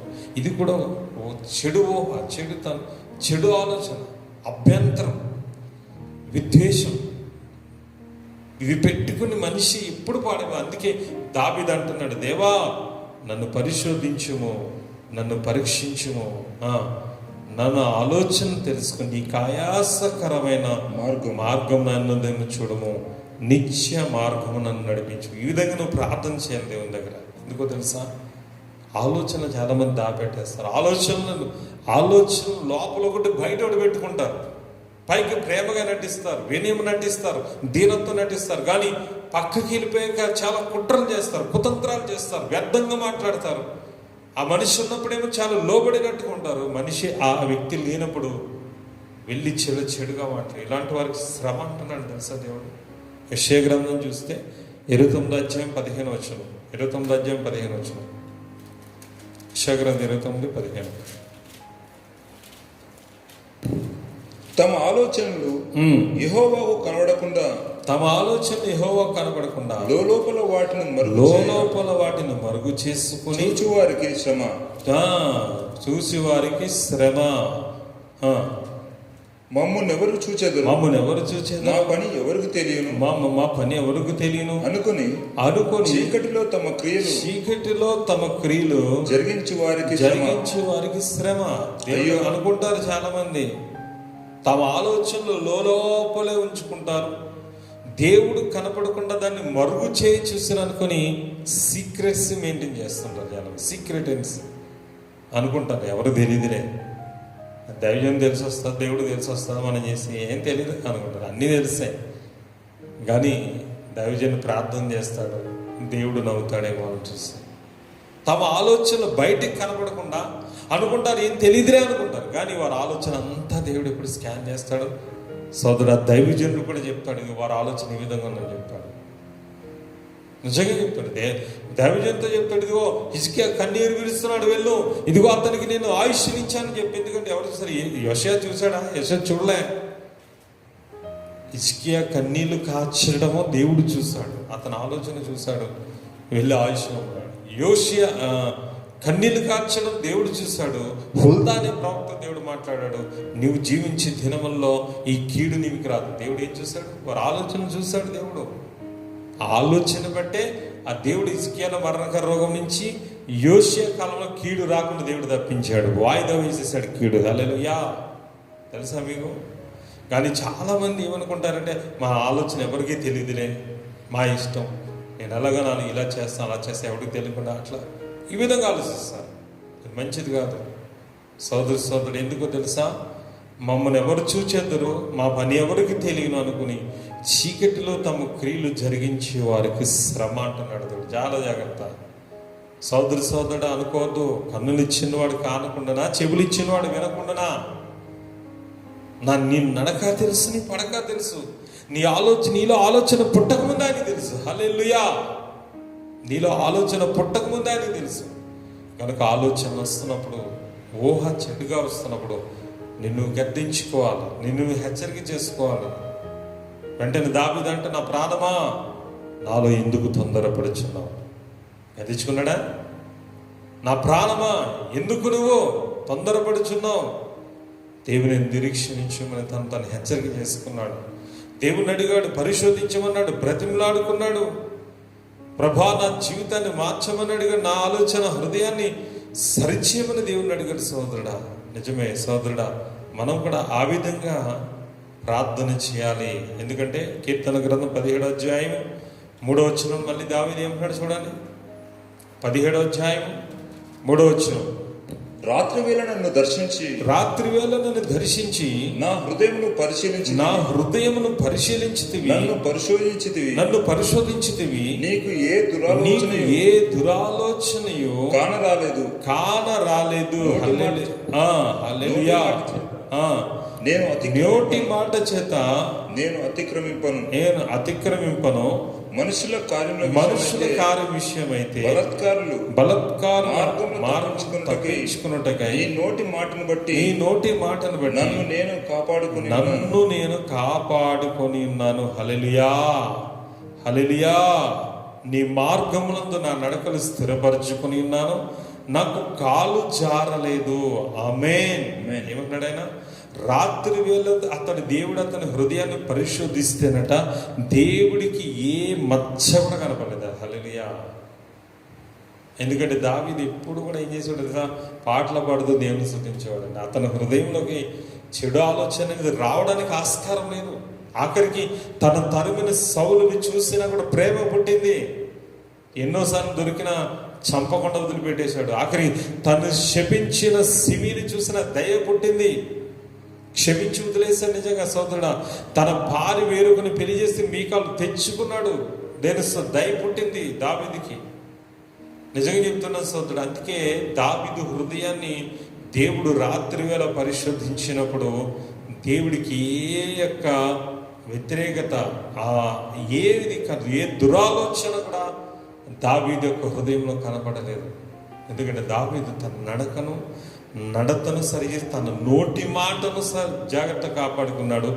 ఆయన మార్గంలో ఆయన నడకలను జాగ్రత్త పరుచుకున్నాడు కనుక కాలు జారకుండా నిలబడ్డాడు. హల్లెలూయా. సోదరుడా, నువ్వు ఆ విధంగా దావీదు వలె స్కాన్ చేసుకుంటూ ఉండాలి. తెలుసా, యెహోవా నాయన ఎప్పుడు కూడా నీ హృదయం బట్టి నీ ఆశీర్వాదం ఉంది. ఈరోజు చెప్తాను, నీ హృదయం బట్టే ఈరోజు దురాత్మలు పడుతున్నాయంటే దేనిని బట్టి? నీ హృదయం మంచిది కాదు, నీ ఆలోచన మంచిది కాదు, నువ్వు గడిబిడి మనసు దోపడవు, తొందరపాటు ఎక్కువ, నీకు మాట వినని స్వభావం, మొండితనం, ఇవన్నీ ఎక్కడి నుంచి వస్తున్నాయి? మొండితనం నీ హృదయం నుంచి వస్తుంది. అబద్ధాలాడే స్వభావం నీ నోటిలోంచి వస్తుంది, నీ హృదయం నుంచి వస్తుంది. మోసం చేసే గుణం నీ దగ్గరికి వస్తుంది. నిజం, ప్రార్థన చేయకుండా ఆ టైంపాస్ చేసి, ప్రార్థన చేయకుండా టైంపాస్ చేసేయాలన్న ఆలోచన కూడా నీ హృదయం నుంచి వస్తుంది. దీని అంతటి బట్టి దరిద్రం వెంబడిస్తుంది. అప్పుల పాలైన, ఈరోజు లక్షల అప్పుల పాలైనా నీకు భయం వేస్తలేదు. ఈరోజు కనీసం సరైన ఉపాధి లేదు. అయ్యో భార్య పిల్లలు ఎట్లా పెంచాలి, వాళ్ళని ఎలా బ్రతికించాలి, అయ్యో మా బ్రతికేంటన్న భయం లేదు. అయ్యో నాయనా ఈ పరిస్థితి కలగడానికి నా హృదయ ఆలోచన ఎక్కడ సరిగా లేదు, దాన్ని బాగు చేయి తండ్రి. నాయన ఈరోజు నాకు వివాహం జరుగుతలే, ఎక్కడ నా హృదయ ఆలోచన సరిలేదు, ఎక్కడ అసూయ ద్వేషం కలిగినాను, క్షమించి తండ్రి. ఈరోజు ఇన్ని సంవత్సరాలు ఇన్ని నెలలు నేను నిరుద్యోగ ఇంట్లోనే కూర్చున్నాను, జాబ్ లేదంటే ప్రభా నా హృదయ ఆలోచన ఎక్కడ సరిలేదా. నేను ఈరోజు నా ప్రభు ఈ యొక్క సమస్యలు నా జీవితాన్ని వెంబడిస్తున్నాయంటే ఎక్కడ నా హృదయంలో నాయన చెడు నీకుందో ఒక్కసారి నన్ను పరిశోధించు, నన్ను పరీక్షించు నాయన. ఒక లోపల ఆలోచనను నేను దాచుకుంటున్నానా ప్రభు, దాన్ని మరుగు చేస్తున్నాను, చీకట్లో నా క్రియలు జరిగిస్తున్నానేమో, నన్ను క్షమించే ప్రభుని ప్రభు దగ్గర పాదాలు పట్టుకుని ఏడిస్తే సోదరుడా ఎంత కృపామేడంటే నేను క్షమిస్తాను తెలుసా. చాలా గొప్ప దేవుడు అనేసి దేవుని స్తోత్రం, హల్లెలూయా. అందుకే యెషయా గ్రంథం 55వ అధ్యాయంలో 7వ వచనం నుంచి చదవండి. 55వ అధ్యాయం 7 నుంచి చదువుదాం. భక్తిహీనులు తమ మార్గమును విడవలను, భక్తిహీనులు తమ మార్గమును విడవలను, దుష్టులు తమ తలంపులను మానవలను, దుష్టులు తమ తలంపులు మానవలను. వారు యెహోవా వైపు తిరిగిన యెడల, వారు యెహోవా వైపు తిరిగిన యెడల ఆయన వారి యందు జాలిపడును, ఆయన వారి యందు జాలిపడును. హల్లెలూయా. చూసారా, దేవునికి మహిమ కలుగును గాక. ఇంకా వారు మన దేవుని వైపు తిరిగిన యెడల ఆయన క్షమించును. అది ఇప్పుడు మనం చేయాల్సిందేంటి, మన ఆలోచనలు మార్చమని ప్రభు దావీదు వలె ప్రభు దగ్గర ప్రార్థన చేయాలి. నీకు ఆయాసకరమైన స్థితి ఎక్కడుంది ప్రభా, నీకు ఆయాసపరుస్తున్న స్థితి నాలో ఏదైనా ఉందా, నేను బాధ పెడుతున్నానా ప్రభా, నన్ను పరిశోధించు, పరీక్షించు నాయన, నాలో ఏదుందో నాలో బయలుపరచు నాయన, దాన్ని నేను పూర్తిగా మానేసుకుంటానని ఏం చేయాలట. భక్తిహీనులు తమ తలంపులను ఏం చేయాలి, తమ మార్గమును విడవాలి, దుష్టులు తమ తలంపులు మానివేయాలి, ఊహ మార్చుకోవాలి, తలంపులు మార్చుకోవాలి, ఆలోచనలు మార్చుకోవాలి. వారు యెహోవా వైపు తిరిగిన యెడల అప్పుడు దేవుడు మళ్ళీ వారి మీద జాలి పడతాడు. దేవుడు వారు దేవుని వైపు తిరిగిన యెడల ఆయన బహుగా క్షమిస్తాడు. దేవుని స్తోత్రం, హల్లెలూయా. సోదరుడా, దేవుడు చాలా కృపగల దేవుడు, ప్రేమగల దేవుడు, జాలిగల దేవుడు. క్షమించు ప్రభువా అంటే తల్లి హృదయం కన్నా ఎక్కువ కరిగిపోతుంది, ఐస్ కన్నా ఎక్కువ కరిగిపోతాయి. కానీ ఎప్పుడు యేసయ్య పాదాలు పట్టుకొని నీ హృదయాలోచన ఎక్కడున్నాయి ప్రభు అని మత్తయి సువార్తలో చెప్పినట్టుగా, ఆ నాబోతుని చంపాలన్న దురాలోచన చేయని ఆహాబు యెజెబెలు లాంటి హృదయం ఉందా, లేకపోతే మరి ఇతరులు దాన ధర్మాలు చేసి ప్రేమించిన కొర్నేలు లాంటి మనసు ఉందా, దావీదులాగా యథార్థమైన హృదయం ఉందా? ఈరోజు ఎటువంటి హృదయం ఒకసారి ఆలోచించిన సోదరుడా. పేద విధురాలు ఉంది ఏలియాకి, నిజంగానే దేవుడు ఆమె హృదయాన్ని చూశాడు. అవును, ఈమె పెట్టే హృదయం ఉంది, పెట్టని హృదయం, మీరు పెట్టే హృదయం. అందుకే దేవుడు ఆమెను పరిశుద్ధించడానికి ఏలియాను పంపించాడు. అమ్మ ఒక అప్పం చేసుకుని, అయ్యా లేదే అన్నది, కొంచెం పిండి కొంచెం నూనె చుక్క, నిజం చెప్పింది ఆమె, అబద్ధమాల. అందులోనూ ఒక చిన్న ముక్క తెచ్చిపెట్టామన్నాడు, అందులో చిన్న అప్పం తీసుకొచ్చి చేసి పెట్టింది. ఆమె హృదయం దేవుడు చూశాడు. 3.5 ఏళ్ళు తొట్టెలో ఉన్న పిండి అయిపోయి బుడ్డలో నూనె అయిపోలేదు. హల్లెలూయా. ఊరితోనే ఉందట. ఎందుకు? పేద విధురాల హృదయాన్ని దేవుడు అక్కడ పరిశోధించాడు, చూచాడు. దేవుడు సమృద్ధినిచ్చాడు. దేవుడు నీకు అటువంటి సమృద్ధిని ఇస్తాడు. సోదరుడు, ఎక్కడ ఆయాసకరమైన స్థితి ఉంది ప్రభువా, నువ్వు పరిశోధించుకోవాలి. భక్తిహీనులు తలంపు మారాలి, ప్రభు దగ్గరికి రావాలి, పాదాలు పట్టుకోవాలి, క్షమించమని అడగాలి. ఆయాసకరమైన స్థితి ఎక్కడుందో సరి చేసుకోవాలి. దావీదు వలె ప్రభు పద సోదరి చాలా ఇంపార్టెంట్ అని వాక్యం ఏది. ఈరోజు చాలా మంది మా జీవితాలు పాడవుతున్నాయి, మా బ్రతుకులు పాడవుతున్నాయి, మా పరిస్థితులు బాగాలేదు. అయ్యో ఇలా ఉన్నామేంటి, అలా ఉన్నామేంటి, అప్పుల మీద పడుతున్నారు, ఏమైపోతాం, పని సరిగా లేదు, పని దొరుకుతలేదు, లేకపోతే ఉద్యోగం దొరుకుతలేదు. అయ్యో ఏంటి పరిస్థితి, నెత్తి నోరు బాదుకుంటున్నావు, కానీ నా హృదయం ఎక్కడ సరిలేదు. పిసినితనం ఉందేమో నీలో, పిసినారుతున్న సెల్ఫిష్వేమో, నువ్వు ఇతరులు పెట్టడానికి నీకు రా. దేవుడు ఎలా నీకు ఉపయోగిస్తాడు? నీకు నువ్వు ఇతరులకు నీకున్న దాంట్లో ఉపయోగిపోయిన దేవుడు నీకు ఉపయోగిస్తాడు. హల్లెలూయా. ఖచ్చితంగా ఇది సత్యం నాన్న, సత్యం తల్లి. ఒకసారి ఆలోచించాడు. ఎదుటి వ్యక్తి విషయంలో పగ ప్రతీకారం కలిగి ఉన్నావు లేదు, దేవుడు అలా చెప్పలేదు. నీ శత్రువు విషయంలో కూడా క్షమించమన్నాడు. అలా క్షమించిన తలకు నొప్పులకు పగ తెచ్చినావా అని అన్నాడు ఆయన. ఆయన చూసుకుంటాడు అది. నువ్వైతే క్షమించాలి, వదిలేయాలి, సమాధాన పడమన్నాడు ఆయన. నువ్వు సమాధానమే పడాలి, క్షమించేయాలంతే. దేవుడు అది తర్వాత చూసుకుంటాడు. అది ఏం చేయాలని ఆయన చిత్తం. వారికైనా మారితే మారు మనసు దేవుడు వారికి క్షమించేస్తాడేమో. ఒక లేదు ఆ విధంగా ఉంటే దేవుడే వారిని శిక్షించుకుంటాడు. అది కూడా మనం శిక్షించమని కూడా మనం అడగకూడదు, క్షమించమనే చెప్పాలి. హల్లెలూయా. అప్పటి దేవుని పిల్లలు అవుతాం. మన హృదయాలోచన కూడా చూస్తాడు. ప్రార్థన చేసిన పన్నోడు ప్రభు నాశనం అయిపోవాలి, పడిపోవాలి ప్రభు, వాడు మొత్తం నాశనం అయిపోవాలి, పోవాలి ప్రభు అని ప్రార్థన దేవుడు వినడం అంట. దేవుడు ఏం నేర్పించాడు? శత్రువును ప్రేమించము, నిన్ను హింసించే వరకు ప్రార్థించేంత అంతవరకే మనకు అవకాశం ఇచ్చాడు. వారి ప్రవర్తన బట్టి శిక్షించాలా క్షమించాలన్నది వారి ప్రార్థన బట్టి దేవుడు చూసుకుంటారు. మనకు సంబంధం లేదు నాన్న. మచ్చలు పడకూడదు. మచ్చలు అంటే అసూయ పెట్టుకోవద్దు. అసూయ ఎప్పుడు వస్తుంది? ఎవరైనా బాగుపడుతున్నారు, ఎవరైనా మంచిగా ఉన్నారు, లేదా బాగున్నారంటే వారికి ఇది అభ్యంతరం. వీళ్ళు ఇలాంటి వాళ్ళు అలాంటి ఒక తెలియని అభ్యంతరం నీ హృదయంలో పెట్టుకుని సేవకుడిగా సేవ చేస్తున్నావా, సేవకురాలు సేవ చేస్తున్నావా, నువ్వు ఆత్మీయతలో పడిపోవడమే కాదు, నీ సంఘం కూడా కూలిపోయే ప్రమాదం ఉంది. అభ్యంతరం అస్సలు ఉండకూడదు. పౌలు వలె ఉండాలి. సాతాను మనం మోసపరుచుకున్నట్లు మనము మన శత్రువును క్షమించి మన హృదయంలో అభ్యంతరం తీసుకున్నప్పుడు నిజంగానే మనం ఎంతో ఆత్మీయ స్థితి పొందుకుంటాం. ప్రభు ఈ విధంగా మాట్లాడుతున్నాడు మనతోటి. హల్లెలూయా. చూడండి సోదరుడా, యేసు ప్రభుకి 12 మంది శిష్యులు ఉన్నారు. ఆ 12 మంది శిష్యుల్లో ఇస్కరియోతు యూదా ఉన్నాడు. ఇస్కరియోతు యూదాలో సాతాను ప్రవేశించిందట. ఎందుకు ప్రవేశించింది చూడం. 13వ అధ్యాయం, యోహాను సువార్త 13వ అధ్యాయము 2వ వచనం చూడండి. వారు భోజనం చేయుచుండగా ఆయనను అప్పగింపవలనని సీమోను కుమారుడగు ఇస్కరియోతు యూదా హృదయములో అపవాది ఇంతకు ముందే ఆలోచన పుట్టించుండెను. హల్లెలూయా. చూడండి సోదరుడా, అపవాది మన హృదయాలోచన పాడు చేస్తాడు. ఈ వాక్యాన్ని బట్టి చూస్తే అపవాది ఎవరిలో వెళ్ళి తన హృదయాలోచన బలహీనపరుస్తాడు ఆలోచిస్తే 11 మందిలో ఎందుకు వాడు ప్రవేశించలేకపోయాడు? యూదాలో ఎందుకు ప్రవేశించాడు? యూదా హృదయం అనేది సరిగా లేదు దేవుని దగ్గర. ఎందుకంటే వాడు డబ్బు సంచి పెట్టుకుని యేసు ప్రభు దగ్గర డబ్బు సంపాదించాలన్న ఆలోచనతో వచ్చాడు వాడు. అందుకే ఆ డబ్బు సంచులు వేయబడిన కానుకలు దొంగిలించే స్వభావం ఉంది వాడికి. ఆ సంచిలో అంటే కానుకలు దొంగిలించే స్వభావం ఉంది. అందుకే వాడికి ఏ హృదయం కలిగింది? సాతానుడు వెళ్ళడానికి అనువైన హృదయం అయిపోయింది వాడు. ఇప్పుడు బలహీనమైన ఆలోచనలు ఎప్పుడు వస్తాయి? బలహీనమైన తలంపులు ఎప్పుడు వస్తాయి? పాపం చేయాలన్న కోరిక మనిషికి ఎప్పుడు కలుగుతుందంటే అతడి యొక్క బలహీనతే సాతానుకు బలం. అప్పుడు మనం ఏం చేయాలంటే సాతాను మన హృదయంలో రాకుండా మన బలహీనత మన బలము దేవుడే అయి ఉండాలి. ఆమేన్. మన బలహీనత మన బలం దేవుడే ఉండాలి. దావీదు బలహీనత దేవుడే, దావీదు బలము దేవుడే. ఆమేన్.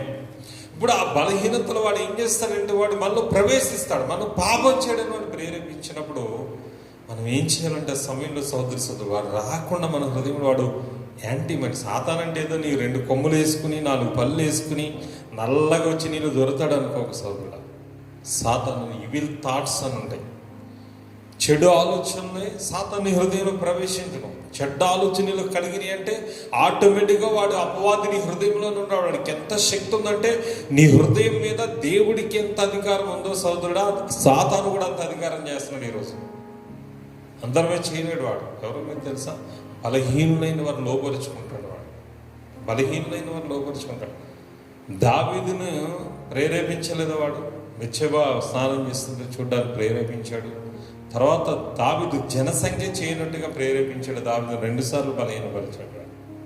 ఆయన దావీదు కడుక్కున్నాడు, క్షమాపణ అడిగాడు, తను పరిశోధించమని అడిగాడు, తనను చెడు మాలిన్యాన్ని కడిగేసుకున్నాడు. కనుక దావీదు నీతివంతుడు, పరిశుద్ధుడైపోయాడు, పాపం చేసినాడు. ఆమేన్. కానీ యూదా అలా అవకాశం ఇవ్వలేకపోయాడు. ఆ రాత్రిపూట ఆ ఆలోచన పెరిగిపోయింది వెళ్ళిపోయాడు. యేసు ప్రభుని అమ్మేశాడు. 30 వెండి ధాన్యాలకు అమ్మేశాడు. సోదరుడు ఆఖరికి ఆ డబ్బు కూడా అతనికి ఉపయోగపడలేదు. ఉరి పోసుకుని చనిపోయిన పరిస్థితిగా చూస్తున్నాం బైబిల్లో. ఎందుకంటే హృదయాలోచన సరైనది కాదు. మరి మిగతా 11 మంది ఏమయ్యారు మిగతా 11 మంది? అపోస్తులయ్యారు. అందులో కూడా బలహీన ఉన్నారు. పేతురు గారు అబద్ధికులే, తోమ వేలుబడి చూస్తే నమ్మనన్నాడు, లేదా మిగతా శిష్యులు నిద్రపోతలా ఉన్నారు.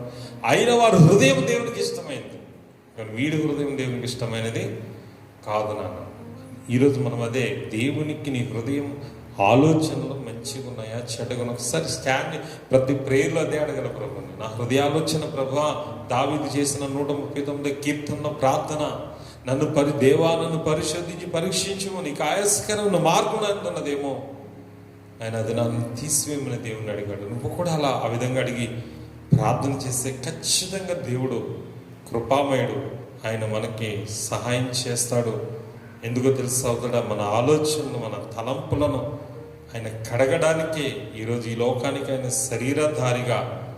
శరీరధారిగా కృపాసత్య సంపన్నుడిగా ఆయన ఈ లోకమునకు మన కొరకు దిగి వచ్చిన స్థితి మనం చూస్తున్నాం. ఎందుకంటే యెషయా గ్రంథం 9వ అధ్యాయము 6వ వచనం చదువుని చూడండి. క్రిస్మస్కి ఎక్కువ చదువుతున్న వాక్యం 9వ అధ్యాయం 6వ వచనం.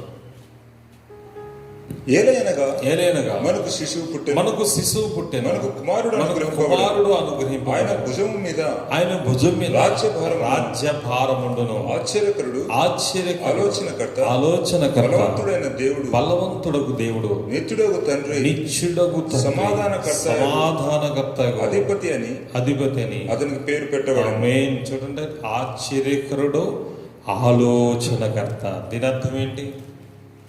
యేసు పుట్టుకు యెషయా ప్రవచించిన ప్రవచనం ఆశ్చర్యకరుడు ఆలోచనకర్త. అర్థం ఏంటంటే మన ఆలోచనలను బాగు చేసే శక్తి ఆయనకు ఉంది, మనస్సును బాగు చేసే శక్తి ఆయనకు ఉంది. ఆయన రక్తము ద్వారా మన మనస్సాక్షిని, పోయిన వారం చెప్పాను, మనస్సాక్షిని పోయిన ఆదివారం ప్రకటించి మీ మధ్యలో వాక్యాన్ని పంచుకోవడం జరిగింది. ఆ మనస్సాక్షిని తన రక్తం ద్వారా కడిగి మన ఆలోచనను బాగు చేసే శక్తిమంతుడు, ఆశ్చర్యకరుడు, ఆలోచనకర్త, నిత్యుడగు తండ్రి, బలవంతుడగు దేవుడు, బలవంతుడగు నిత్యుడగు తండ్రి, సమాధానకర్త, అధిపతి అని అతనికి పేరు పెట్టబడు. ఆలోచన చెప్పేవాడు. చూడండి, 11వ అధ్యాయంలో కూడా ఉంది ఈ ప్రవచనం. ఆలోచనలో ఏ విధంగా చేస్తాడు? యెషయా గ్రంథం 11వ అధ్యాయం 2వ వచనం చూడండి. యెహోవా ఆత్మ జ్ఞాన వివేకముల ఆధారముగు ఆత్మ ఆలోచన బలములకు ఆధారముగు ఆత్మ తెలివి యెహోవా ఎడల భయభక్తులను పుట్టించే ఆత్మ అతని మీద నిలిచి. ఆమేన్. హల్లెలూయా. యేసు ప్రభు గురించి ప్రవచనం ఇది కూడా. యెషయి ముద్దు నుంచి ఎగురు పుట్టును, వాని వేరు నుంచి అంకురం పైదిగు ఫలించును. యెహోవా ఆత్మ జ్ఞాన వివేకములకు ఆధారముగు ఆత్మ, ఆలోచనకు బలముగు ఆధారముగు ఆత్మ. ఆ ఆత్మగా ఈరోజు శరీరం ధరించుకుని మధ్యకు వచ్చాడు. ఆయన మన ఆలోచనలు బాగు చేయడానికి వచ్చాడు, జ్ఞాన వివేకములు కలగజేయడానికి వచ్చాడు. ఏది మంచో, ఏది చెడో, ఏది అవునో, ఏది కాదో, ఏది నిజమో, ఏది అబద్ధమో తెలుసుకోవాలంటే జ్ఞానం ఉండాలి. బ్రదరు, జ్ఞానం లేక నశించిపోతున్నారు. జ్ఞానం లేక పాపంలో కూడా, జ్ఞానం లేక ఈరోజు ఎన్నిసార్లు దేవుడు నిన్ను బలపరిచినా, ఎన్నిసార్లు నిన్ను లేవనెత్తిన అనుక్షణం జారిపోతున్నటువంటి కారణం ఏంటంటే నీ హృదయాలోచన బలహీనంగా ఉన్నాయి. నిలవలేకపోతున్న ప్రార్థనలో శోధన 7 రోజులు ఉపవాస ప్రార్థన చేసి నిలబెడదామని చూస్తాం. ఆ 7 రోజులు చేస్తావు, తర్వాత మళ్ళీ కనీసం 7 నిమిషాలు కూడా భార్య అంటది, ప్రేర్ చేసుకున్నట్టే, నువ్వు చేసుకో, నేను తర్వాత చేసుకుంటాను, నువ్వు చేసుకో, నాకేం చెప్పు, నేను చేసుకుంటాను తర్వాత. ఎందుకు చేయకూడదు? లోపల ఆలోచనలు మంచిగా లేవు కదా. ఆలోచనలు మంచిగా లేడు, ప్రేరే చేయలేడు, మోకాలు వేయలేడు, తర్వాత రేపు చేద్దాం మాపు చేద్దాం అంటాడు. ఆలోచన మంచిగా లేవు, ఊహ మంచిగా లేదు, చెడు ఊహ, చెడు తలంపులు, అసూయలు, అభ్యంతరాలు, విద్వేషాలు, కోపాలు, కక్షలు, ఈర్ష్యలు, అనుమానాలు, అభ్యంతరాలు, వ్యభిచారాలు, దొంగతనాలు, నరహత్యలు, యేసయ్య చెప్పినవన్నీ ఉన్నాయి మనలో. అవే మన జీవితాన్ని పాడు చేస్తాయి. కానీ ప్రభువుని అడగాలి. యెహోవా ఆత్మ జ్ఞాన వివేకములకు ఆధారముగా, ఆత్మ ద్వారా మనం, పరిశుద్ధాత్మ ద్వారా మన హృదయాలోచన బాగు చేస్తాడు మన దేవుడు. తెలుసా? యేసు రక్తం ద్వారా మన హృదయాలోచన కడుగుతాడు. తర్వాత వాక్యము ద్వారా, తెలుసా మీకు, వాక్యము ద్వారా మన తలంపులు కడగబడతాయి. తెలుసా మీకు? హెబ్రీ రాష్ట్ర పత్రిక 4వ అధ్యాయంలో హెబ్రీ రాసిన పత్రిక 4:12 చదువుకుందాం. ఎందుకనగా ఆ, దేవుని వాక్యము దేవుని వాక్యం సజీవమై సజీవమైనది, బలము గలదై ఫలము గలదై, రెండంచులు గల రెండంచుల ఎటువంటి ఖడ్గము కంటే ఎటువంటి ఖడ్గము కంటెను వాడిగా ఉండి ప్రాణాత్మలను ఏం చేస్తున్నాడు? ప్రాణాత్మలను, కీళ్లను, మూలుగులను విభజించినంత మట్టుగా దూరుచు హృదయ తలంపులను ఆలోచనలు శోధించుచున్నది. హల్లెలూయా. స్వర్డ్, రెండంచుల కత్తి, దేవుని యొక్క వాక్యం. హృదయంలో ఉన్న మాలిన్యాలు, ఆలోచనలను మాలిన్యాలు కడగబడి మొత్తం మాలిన్యం అంతా బయట తీసుకురావాలంటే ఏం చేయాలి? కత్తి కావాలి. ఇప్పుడు డాక్టర్ దగ్గర లోపల మన దేహంలో ఏదో అనారోగ్యం వచ్చింది, లోపల ఏదో గడ్డ అయిందో లేకపోతే ఇంకేదో ఆపరేషన్ పడుతుంది, డాక్టర్ ఎలా చేస్తాడు? ఏం వాడతాడు చెప్పండి? చాలా పొద్దునైన నైఫ్స్ వాడతాడు. ఆ సర్జికల్ వెపన్స్, సర్జికల్ సిజర్స్ ఉంటాయి, నైఫ్స్ ఉంటాయి, చాలా స్మూత్గా ఉంటాయి తెలుసవి. వాడుతుంటే ఆ కడుపుని చీల్చి లేదా అక్కడ రోగం ఉన్న ప్రాంతం చీల్చి లోపలికంటూ ఆ యొక్క కత్తులుగా ఆ యొక్క సిజర్స్ గారు పెట్టి ఆపరేషన్ చేసి లోపల ఉన్న దాన్ని కట్ చేసి తీసేసి మళ్ళీ కుట్లేసేస్తారు. సోదరు నిజమే, దేవుని యొక్క వాక్యం కూడా అంత రెండంచెల వాడిగల కత్తి. ఇది ఎక్కడికి వెళ్ళిపోతుందండి ఇది?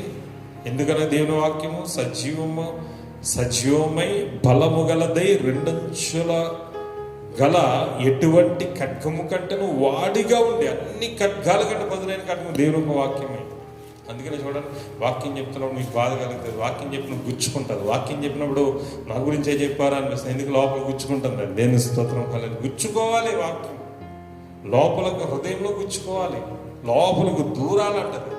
లోపలికి వెళ్ళి దూరి గుచ్చుకుని లోపల ఉన్న చూడండి తలంపుల్లో కానీ హృదయంలో కానీ, హృదయం యొక్క తలంపుల్లో కానీ హృదయంలో ఉన్న మాలిన్యాన్ని ఏం చేస్తుందట? మాలిన్యాన్ని తీసివేసి, దేవుని స్తోత్రం హల్లెలూయా, శోధించి మాలిన్యం అంతా బయట తీసుకొచ్చేస్తుంది ఈ దేవుని యొక్క వాక్యం. హృదయ తలంపులు కడగబడాలంటే సోదరుడా ఏంటి? దేవుని యొక్క వాక్యము ద్వారా నిన్ను సరిచేసుకోవాలి. 2 ప్రార్థన చేయాలి. దావీదు వలె 3 యేసు రక్తంలో నీ హృదయాన్ని శుద్ధి చేయమని అడగాలి.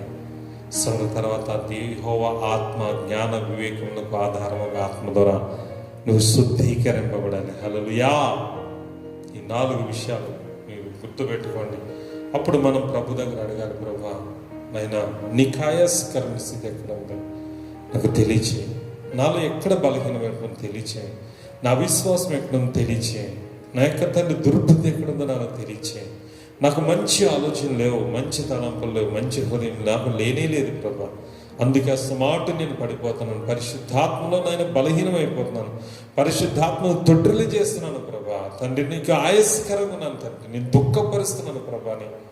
నీ తలంపులు బట్టి, నీ ఆలోచనలు బట్టి, నీ చెడు కోరికలు బట్టి, నీ చెడు ఊహల బట్టి నువ్వు సరి చేసుకోవాలి. దేవుడు జలప్రలయ కాలంలో వారి ఊహ, వారి తలంపులు దేవుడు పరిశోధించినప్పుడు ఎప్పుడు మంచి కనపడలేదు. ఒక నోహు తప్ప అతని కుటుంబాన్ని, నోహును బట్టి అతని కుటుంబాన్ని దేవుడు రక్షించాడు. కానీ మిగతా వాళ్ళు ఎవరో కూడా వాళ్ళు అందరూ జలప్రలయం నశించిపోయారు. ఈరోజు కూడా వస్తున్నాడు ప్రభు, త్వరగా రాబోతున్నాడు దేవుడు. ఈరోజు వాని క్రియలు బట్టి జీతం ఇవ్వడానికి అని సిద్ధంగా ఉన్నది. వారి హృదయ తలంపులు బట్టి, వారి హృదయ ఆలోచన బట్టి ఈరోజు ఆయన తీర్పు తీర్చడానికి సిద్ధంగా ఉన్నాడు. కనుక సోదరుడా, హృదయ తలంపులు, హృదయ ఆలోచనలు, హృదయం యొక్క మరి ప్రతిదీ కూడా ప్రభు సన్నిధిలో నిందారహితంగా ఉండడానికి చూసుకోవాలి. ప్రభు పరీక్షించినప్పుడు దావీదు అన్నట్టుగా 17వ వచనం కీర్తన అధ్యాయం 17 అన్నాడు, ఏ దురాలోచన ప్రభు కనబడకూడదు. ఆమేన్. అప్పుడు నువ్వు బహుగా ఆశ్రయించబడుతుంది. మాట చెప్తున్నావు, నువ్వు వెతకకుండానే నేను ఉద్యోగం వెతకకుండా వస్తాను, నువ్వు వెతకకుండానే ఆ వివాహం నేను వెతుక్కుంటా, నువ్వు వెతకకుండానే ఇల్లు నిన్ను వెతుక్కుంటూ వస్తుంది, నువ్వు వెతకకుండానే అప్పుల సమయంలో తీరిపోయి నిన్ను విడుదలవుతుంది, నువ్వు వెతకకుండానే నువ్వు పనులు నేను వెతుక్కొని వస్తాను, నువ్వు వెతకకుండా నీ పిల్లల స్కూలు వారి ఫీజెస్ అన్నీ నేను వెతుక్కుంటూ వస్తాయి. నువ్వు వెతక అవసరం లేదు, వెతికే తీగ కాలికి తగిలినట్టు వస్తుంది. చూడండి, ఆశ్చర్యంగా దేవుడు పోషిస్తాను, నేను ఆశ్చర్యంగా దేవుడిని పోషిస్తాడు. దొంగతనం చేయడం, మోసగించడం, దైవజన్ దగ్గర అబద్ధాలు ఆడడం, దైవజన్ దగ్గర నటించడం, మోసం చేయడానికి ప్రయత్నం చేయడం, ఇలా చేసి అనుకుంటే తెలియదులే అనుకుంటారు. అన్నీ తెలుస్తాయి కానీ మనకు అనవసరం. ఇదివరకులా ఇప్పుడు పట్టించుకుని ప్రార్థన చేయడం, దేవుడికి అప్పచెప్పడం అంతే. తీర్పు దేవుడు తీర్చుకుంటాడు.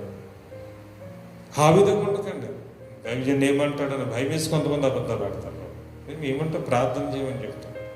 అలా చేయకండి. ఉన్నది ఉన్నట్టు ఒప్పుకోండి. దాసం దగ్గర ప్రార్థన చేస్తాడు ఆయన మీ గురించి. ఇది కరెక్ట్ సరి చేస్తాడు. లేదు నువ్వు లోపలైనా దాచుకున్నావు మీ హృదయ ఆలోచనలో, అది నీకు చాలా డేంజర్. అది క్యాన్సర్ కన్నా డేంజర్ అయిపోతున్నా నువ్వు కూడా పడిపోయే ప్రమాదం ఉంది ఆత్మీయత. అలా లేకుండా దేవుని దగ్గర అడుగుదాం, ప్రభా నన్ను పరిశోధించు, నన్ను పరీక్షించు. నన్నైనా తండ్రి నీ కాయస్కరణ స్థితి ఎక్కడ ఉందో తెలుసుకో ప్రభా. నన్ను బాగు చేయ ప్రభుని అడుగుదాం. నిజంగానే దేవుడు నేను బాగు చేస్తాడు. మీ హృదయ తలంపులు బాగు చేస్తాడు. ఎందుకో తెలుసా సోదరి సోదరుడా, భక్తిహీనులు తమ తలంపులు మానాలి. భక్తిహీనులు తమ ఆలోచన మానాలి. లోపల నీ యొక్క ఆలోచనలు దాచుకోవడానికి నువ్వు ఏదైనా ప్రయత్నం చేస్తున్నావు, దాన్ని నువ్వు విడుదల పొంది సోదరుడా. ప్రతి విషయంలో నువ్వు దేవునికి ప్రార్థన చేయాలి. తెలుసా?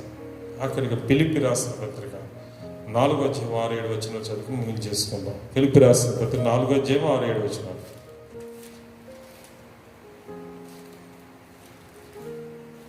ఫిలిప్పీ రాసిన పత్రిక 4:6-7. దేనిని గూర్చి చింతపడకుడి, దేనిని గూర్చి చింతపడకుడి, కానీ ప్రతి విషయంలో ప్రార్థన విజ్ఞాపన చేత కృతజ్ఞతాపూర్వకముగా మీ విన్నపములు దేవునికి తెలియచేయండి. అప్పుడు సమస్త జ్ఞానమునకు మించిన దేవుని సమాధానము యేసుక్రీస్తు వలన మీ హృదయములకును మీ తలంపులకును కావలి ఉండును. హల్లెలూయా. చూడండి, దేనిని గురించి చింతపడవసరం లేదు, దేనిని గురించి బాధపడవసరం లేదు. అయ్యో ఇది లేదు అది లేదని బాధపడకు. కుటుంబ పరిస్థితులు ఎలా అయిపోయినాయి అలా అయిపోయినాయి బాధపడకు. అయ్యో రేపు ఏమైపోతే ఏం తింటా త్రాగుతాను బాధపడకు. ఎందుకంటే నీ హృదయంలో అవిశ్వాసం ఉండగానే భయపడతావు. పిరికితనం ఉంది నీలో. ఏమైపోతాం, శత్రువులు వస్తారో, వాళ్ళు వస్తారో, వీళ్ళు వస్తారో, దాడి చేస్తారేమో, అది చేస్తారేమో, ఇది చేస్తారేమో భయం నీలో ఉంది. దేవుడు గొప్పవాడు, కాపాడలేడా? ఇంతకాలం దేవుడు కాపాడుతాడు ఖచ్చితంగా. కాపాడే దేవుడు. కాపాడకపోతే సోదరుడా ఈరోజు మనం ఏమైపోతాం? మనుషులు మన మీద లేచినప్పుడు ఆయన మనం కాపాడకపోతే ప్రాణాలతో మింగివేస్తారంట వాళ్ళు. దావీదుని కాపాడే పౌలును కాపాడాడు దేవుడు. నిజంగా తన శత్రువుల చేతిలోంచి ఎంతో మందిని కాపాడాడు దేవుడు. నిన్ను కూడా కాపాడతాడు. ఏమైపోతుంది భయపడకు, ఏం తింటామని భయపడకు. అయ్యో ప్రతి విషయంలో చింతపడకు. నువ్వు ప్రతి విషయంలో ప్రార్థన విజ్ఞాపన చేయి. అప్పుడు దేవుడు ఏం చేస్తాడు? సమస్త జ్ఞానములకు మించిన దేవుని సమాధానము మీ యేసుక్రీస్తు వలన మీ హృదయములకు మీ తలంపులకు కావలి ఉంటుందట. అంటే నువ్వు ఎప్పుడైతే ప్రార్థన చేస్తావో తండ్రిని దేవుడు ప్రభు అయిన క్రీస్తు ద్వారా నీ హృదయ తలంపులను నీ హృదయ ఆలోచనల ద్వారా దేవుడు నీతో మాట్లాడతాడు. నీ హృదయ తలంపులకు నీ హృదయ ఆలోచనలకు నీ ఊహకు ఆయన కావలి పెడతాడు. దుష్టుడైన సాతాను ప్రవేశించకుండా ఆయన కావలి పెడతాడు సోదరుడా. అప్పుడు నీవు ఆత్మీయతలో బలపడతావు, ఆశీర్వాదం పొందుతావు, పరలోకపు ఆశీర్వాదం నిలబడతావు, నిత్య జీవాన్ని పొందుకుంటావు. దేవుడు తన కొద్ది మాటలు దీవించును గాక. ఆమేన్. స్తోత్రం. హల్లెలూయా. సోదరుడా, మరి మీ అందరికి కూడా వాక్యం అర్థమైందని నేను ఆశపడుతున్నాను, సంతోషపడుతున్నాను, ప్రభుని స్తుతిస్తున్నాను.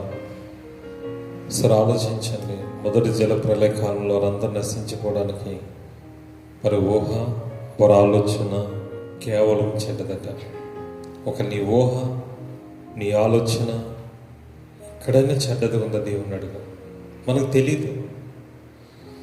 మనకి దేవుడు చెప్పే వరకు, లేకపోతే వాక్యం బైబిల్ రీడ్ చేసినప్పుడు కానీ మనకు అర్థం కాదు, లేకపోతే దైవజన్ ద్వారా వాక్యం చెప్తున్నప్పుడు కానీ మనకు అది స్కాన్ కాదు. నువ్వు ప్రార్థన చేసినప్పుడు ఒకసారి నీ హృదయంలో స్కాన్ చేసుకో. రాత్రి పడుకునే ముందు నువ్వు మోకరించి ప్రార్థన చేసినప్పుడు పొద్దున్న సాయంత్రం దాకా జరిగిన ఒకసారి ధ్యానించుకో. అడుగు దేవుడు, ఈరోజు ఎక్కడైనా తొట్టుల్లిపోయినా, ఎక్కడన్నా ఏదైనా చెడు చేశానా, ఏదైనా చెడుగా ఆలోచించానా, మోసపుగునంతున్నానా, ఇతరులకు ఎవరికైనా అన్యాయం చేశానా, లేకపోతే ఇతరు చెప్పుడు మాటలు మాట్లాడానా, ఇతరుని తీర్పు తీర్చానా? పరిశుద్ధాత్మ దైవదూషణ, యేసుప్రభు వారు చెప్పిన మత్తయి 15వ అధ్యాయంలో దైవదూషణ, పరిశుద్ధాత్మ దేవుని దాసుని చెడుగా మాట్లాడానా, అది చెడుగా విన్నానా అని ఒకసారి స్కాన్ చేసిన పడుకునే ముందు, ఒకవేళ నిజంగా నీ దేవుడు నీ హృదయ మనస్సాక్షి గద్దిస్తే అప్పుడే కడిగేసుకుని క్షమాపణ అడుగు. నిజంగా చెప్తున్నా, ఆ క్షణమందే దావీదు అలా చేశాడని దేవుడు హృదయానుసరుడు అయిపోయాడు. Become a king. నిన్ను కూడా దేవుడు రాజుగా చేస్తాడు. అప్పుడు గొప్ప వ్యక్తిగా మారిపోతావు, ఉన్నత శిఖరాలు. లేదంటే ఎదగలేము మనం. ఎంత శిఖరం ఎక్కినా మళ్ళీ జారిపోతాం. దేవుడు మంచి మంచి కాంట్రాక్ట్లు ఇచ్చాడు, ఏమైంది? ఒక కాంట్రాక్ట్ తోటే ఎగిరిపోయింది. అవునా? మంచి మంచి జాబ్స్ ఇచ్చాడు, ఏమైంది? ఆ జాబ్లో కొద్ది కాలం ఉన్నాం, అలా 2-3 జాబులు మారినా, సంవత్సరం పాటు ఇంట్లో కూర్చొని జాబ్ అయ్యలేదు నీకు. ఎందుకు? నీ హృదయ స్థితి సరిలేదు, నీ ఆలోచన విధానం కరెక్ట్ కాదు. దేవుడు ఇప్పటికి కూడా నీకు మంచి గృహం ఇవ్వలేకపోయాడా? లేకపోతే ఇప్పటికి కూడా వచ్చిన వివాహ సంబంధాలు క్యాన్సిల్ అవుతున్నాయా? లేకపోతే నువ్వు ఆత్మీయతలు ఎదగలేకపోతున్నావా? లేకపోతే నువ్వు సేవ ఫలించలేకపోతుందా? దేవుడు నీ పక్షంగా మాట్లాడతలేదా? పరిశుద్ధాత్మ అనుభవంలోకి నువ్వు ప్రవేశపెట్టలేకపోతున్నావు అంటే ఎక్కడో నీ ఊహ, నీ తలంపులన్నీ ఇక్కడ దేవుని విషయంలో చెడ్డగా ఉన్నాయి.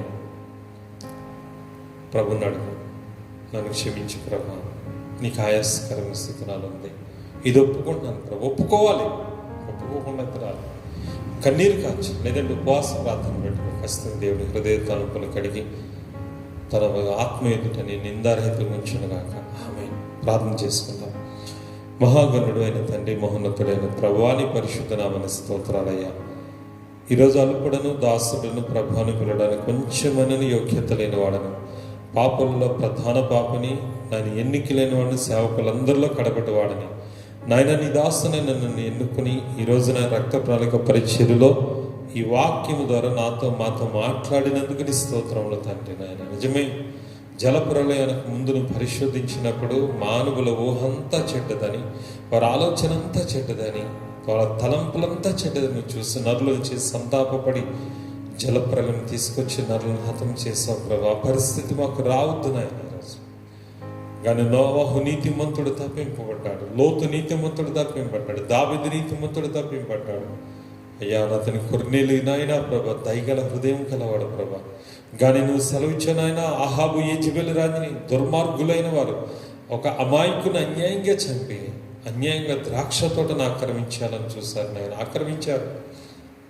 నాయన తన ఏలియా ప్రవక్త ద్వారా నువ్వు మాట్లాడు నాయన. తండ్రి, ఆ రాజురాని యొక్క రక్తము కుక్కలు నాకుతే చస్తారని నాయన ప్రభా అక్కడ ప్రవచనం చెప్పగా ఆ విధంగానే జరిగిపోయింది ప్రభా. వారు చనిపోయారు, రక్తం కుక్కలు నాకేసింది ప్రభా. ఎందుకంటే వారి హృదయాలోచన మంచిది కాదు, చెడుగా ఉంది నాయన. దావీదును తరిమిన సౌలు హృదయాలోచన మంచిది కాదు, అసూయతో తరిమాడు, అదే అసూయతో చచ్చిపోయాడు ప్రభా. కానీ తన దావీదైతే తన శత్రువు దొరికిన ప్రేమించి వదిలేశాడయ్యా. నేను తండ్రి నిజమే దావీదు హృదయం చూసాం, సౌలు హృదయం చూసాం. నేను సౌలు హృదయం నీకు ఇష్టమైనదిగా లేదు, కానీ దావీదు హృదయం నీకు ఇష్టం, అందుకే పాపం చేసి నీతిమంతునిగా మార్చేస్తావు. ఈరోజు అతను ఎంత పాపే నువ్వు చూడవు, ఎందుకంటే పాపని క్షమించే ప్రేమ ఉందనా నేను. అతని హృదయం ఎలా ఉందని చూస్తావు ప్రభా. హృదయంనైనా అసూయత ఉందా, ద్వేషంతో ఉందా, గర్వంతో ఉందా, అహంకారం ఉందా, అనుమానంతో ఉందా, తొందరపడుతుందా, అవిశ్వాసంతో ఉందా, పిరికితనంతో ఉందా? ఈ విధంగా ఆలోచిస్తున్నాను.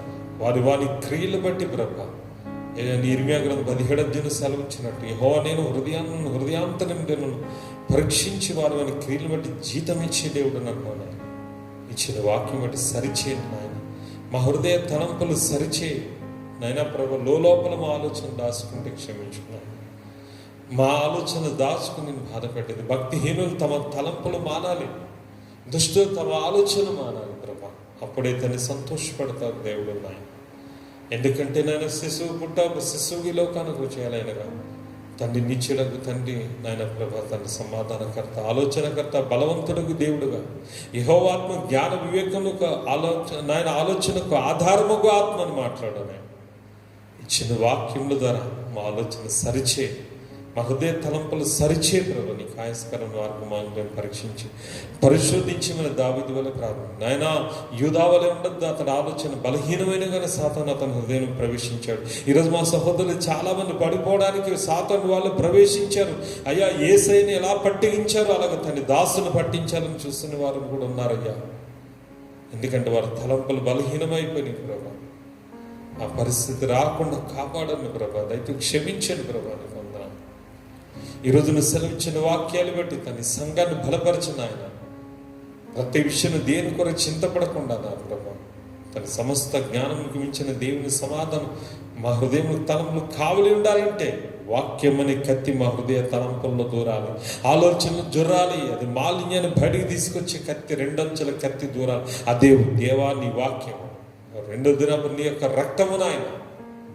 మూడోది పరిశుద్ధాత్మ చేతన అతని యెహోవాత్మ జ్ఞాన వివేకముకు ఆధారముగా ఆత్మ మీదకి రావాలి.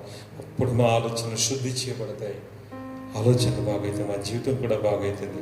మీ నీ రాజ్యంలో ఈ లోకంలో ఆశీర్వదింపడదు, పరలోకంలో కూడా ప్రవేశం సమృద్ధిగా కలుగుతుంది నాయన. అటువంటి మనస్సు మాకు దయచేయి.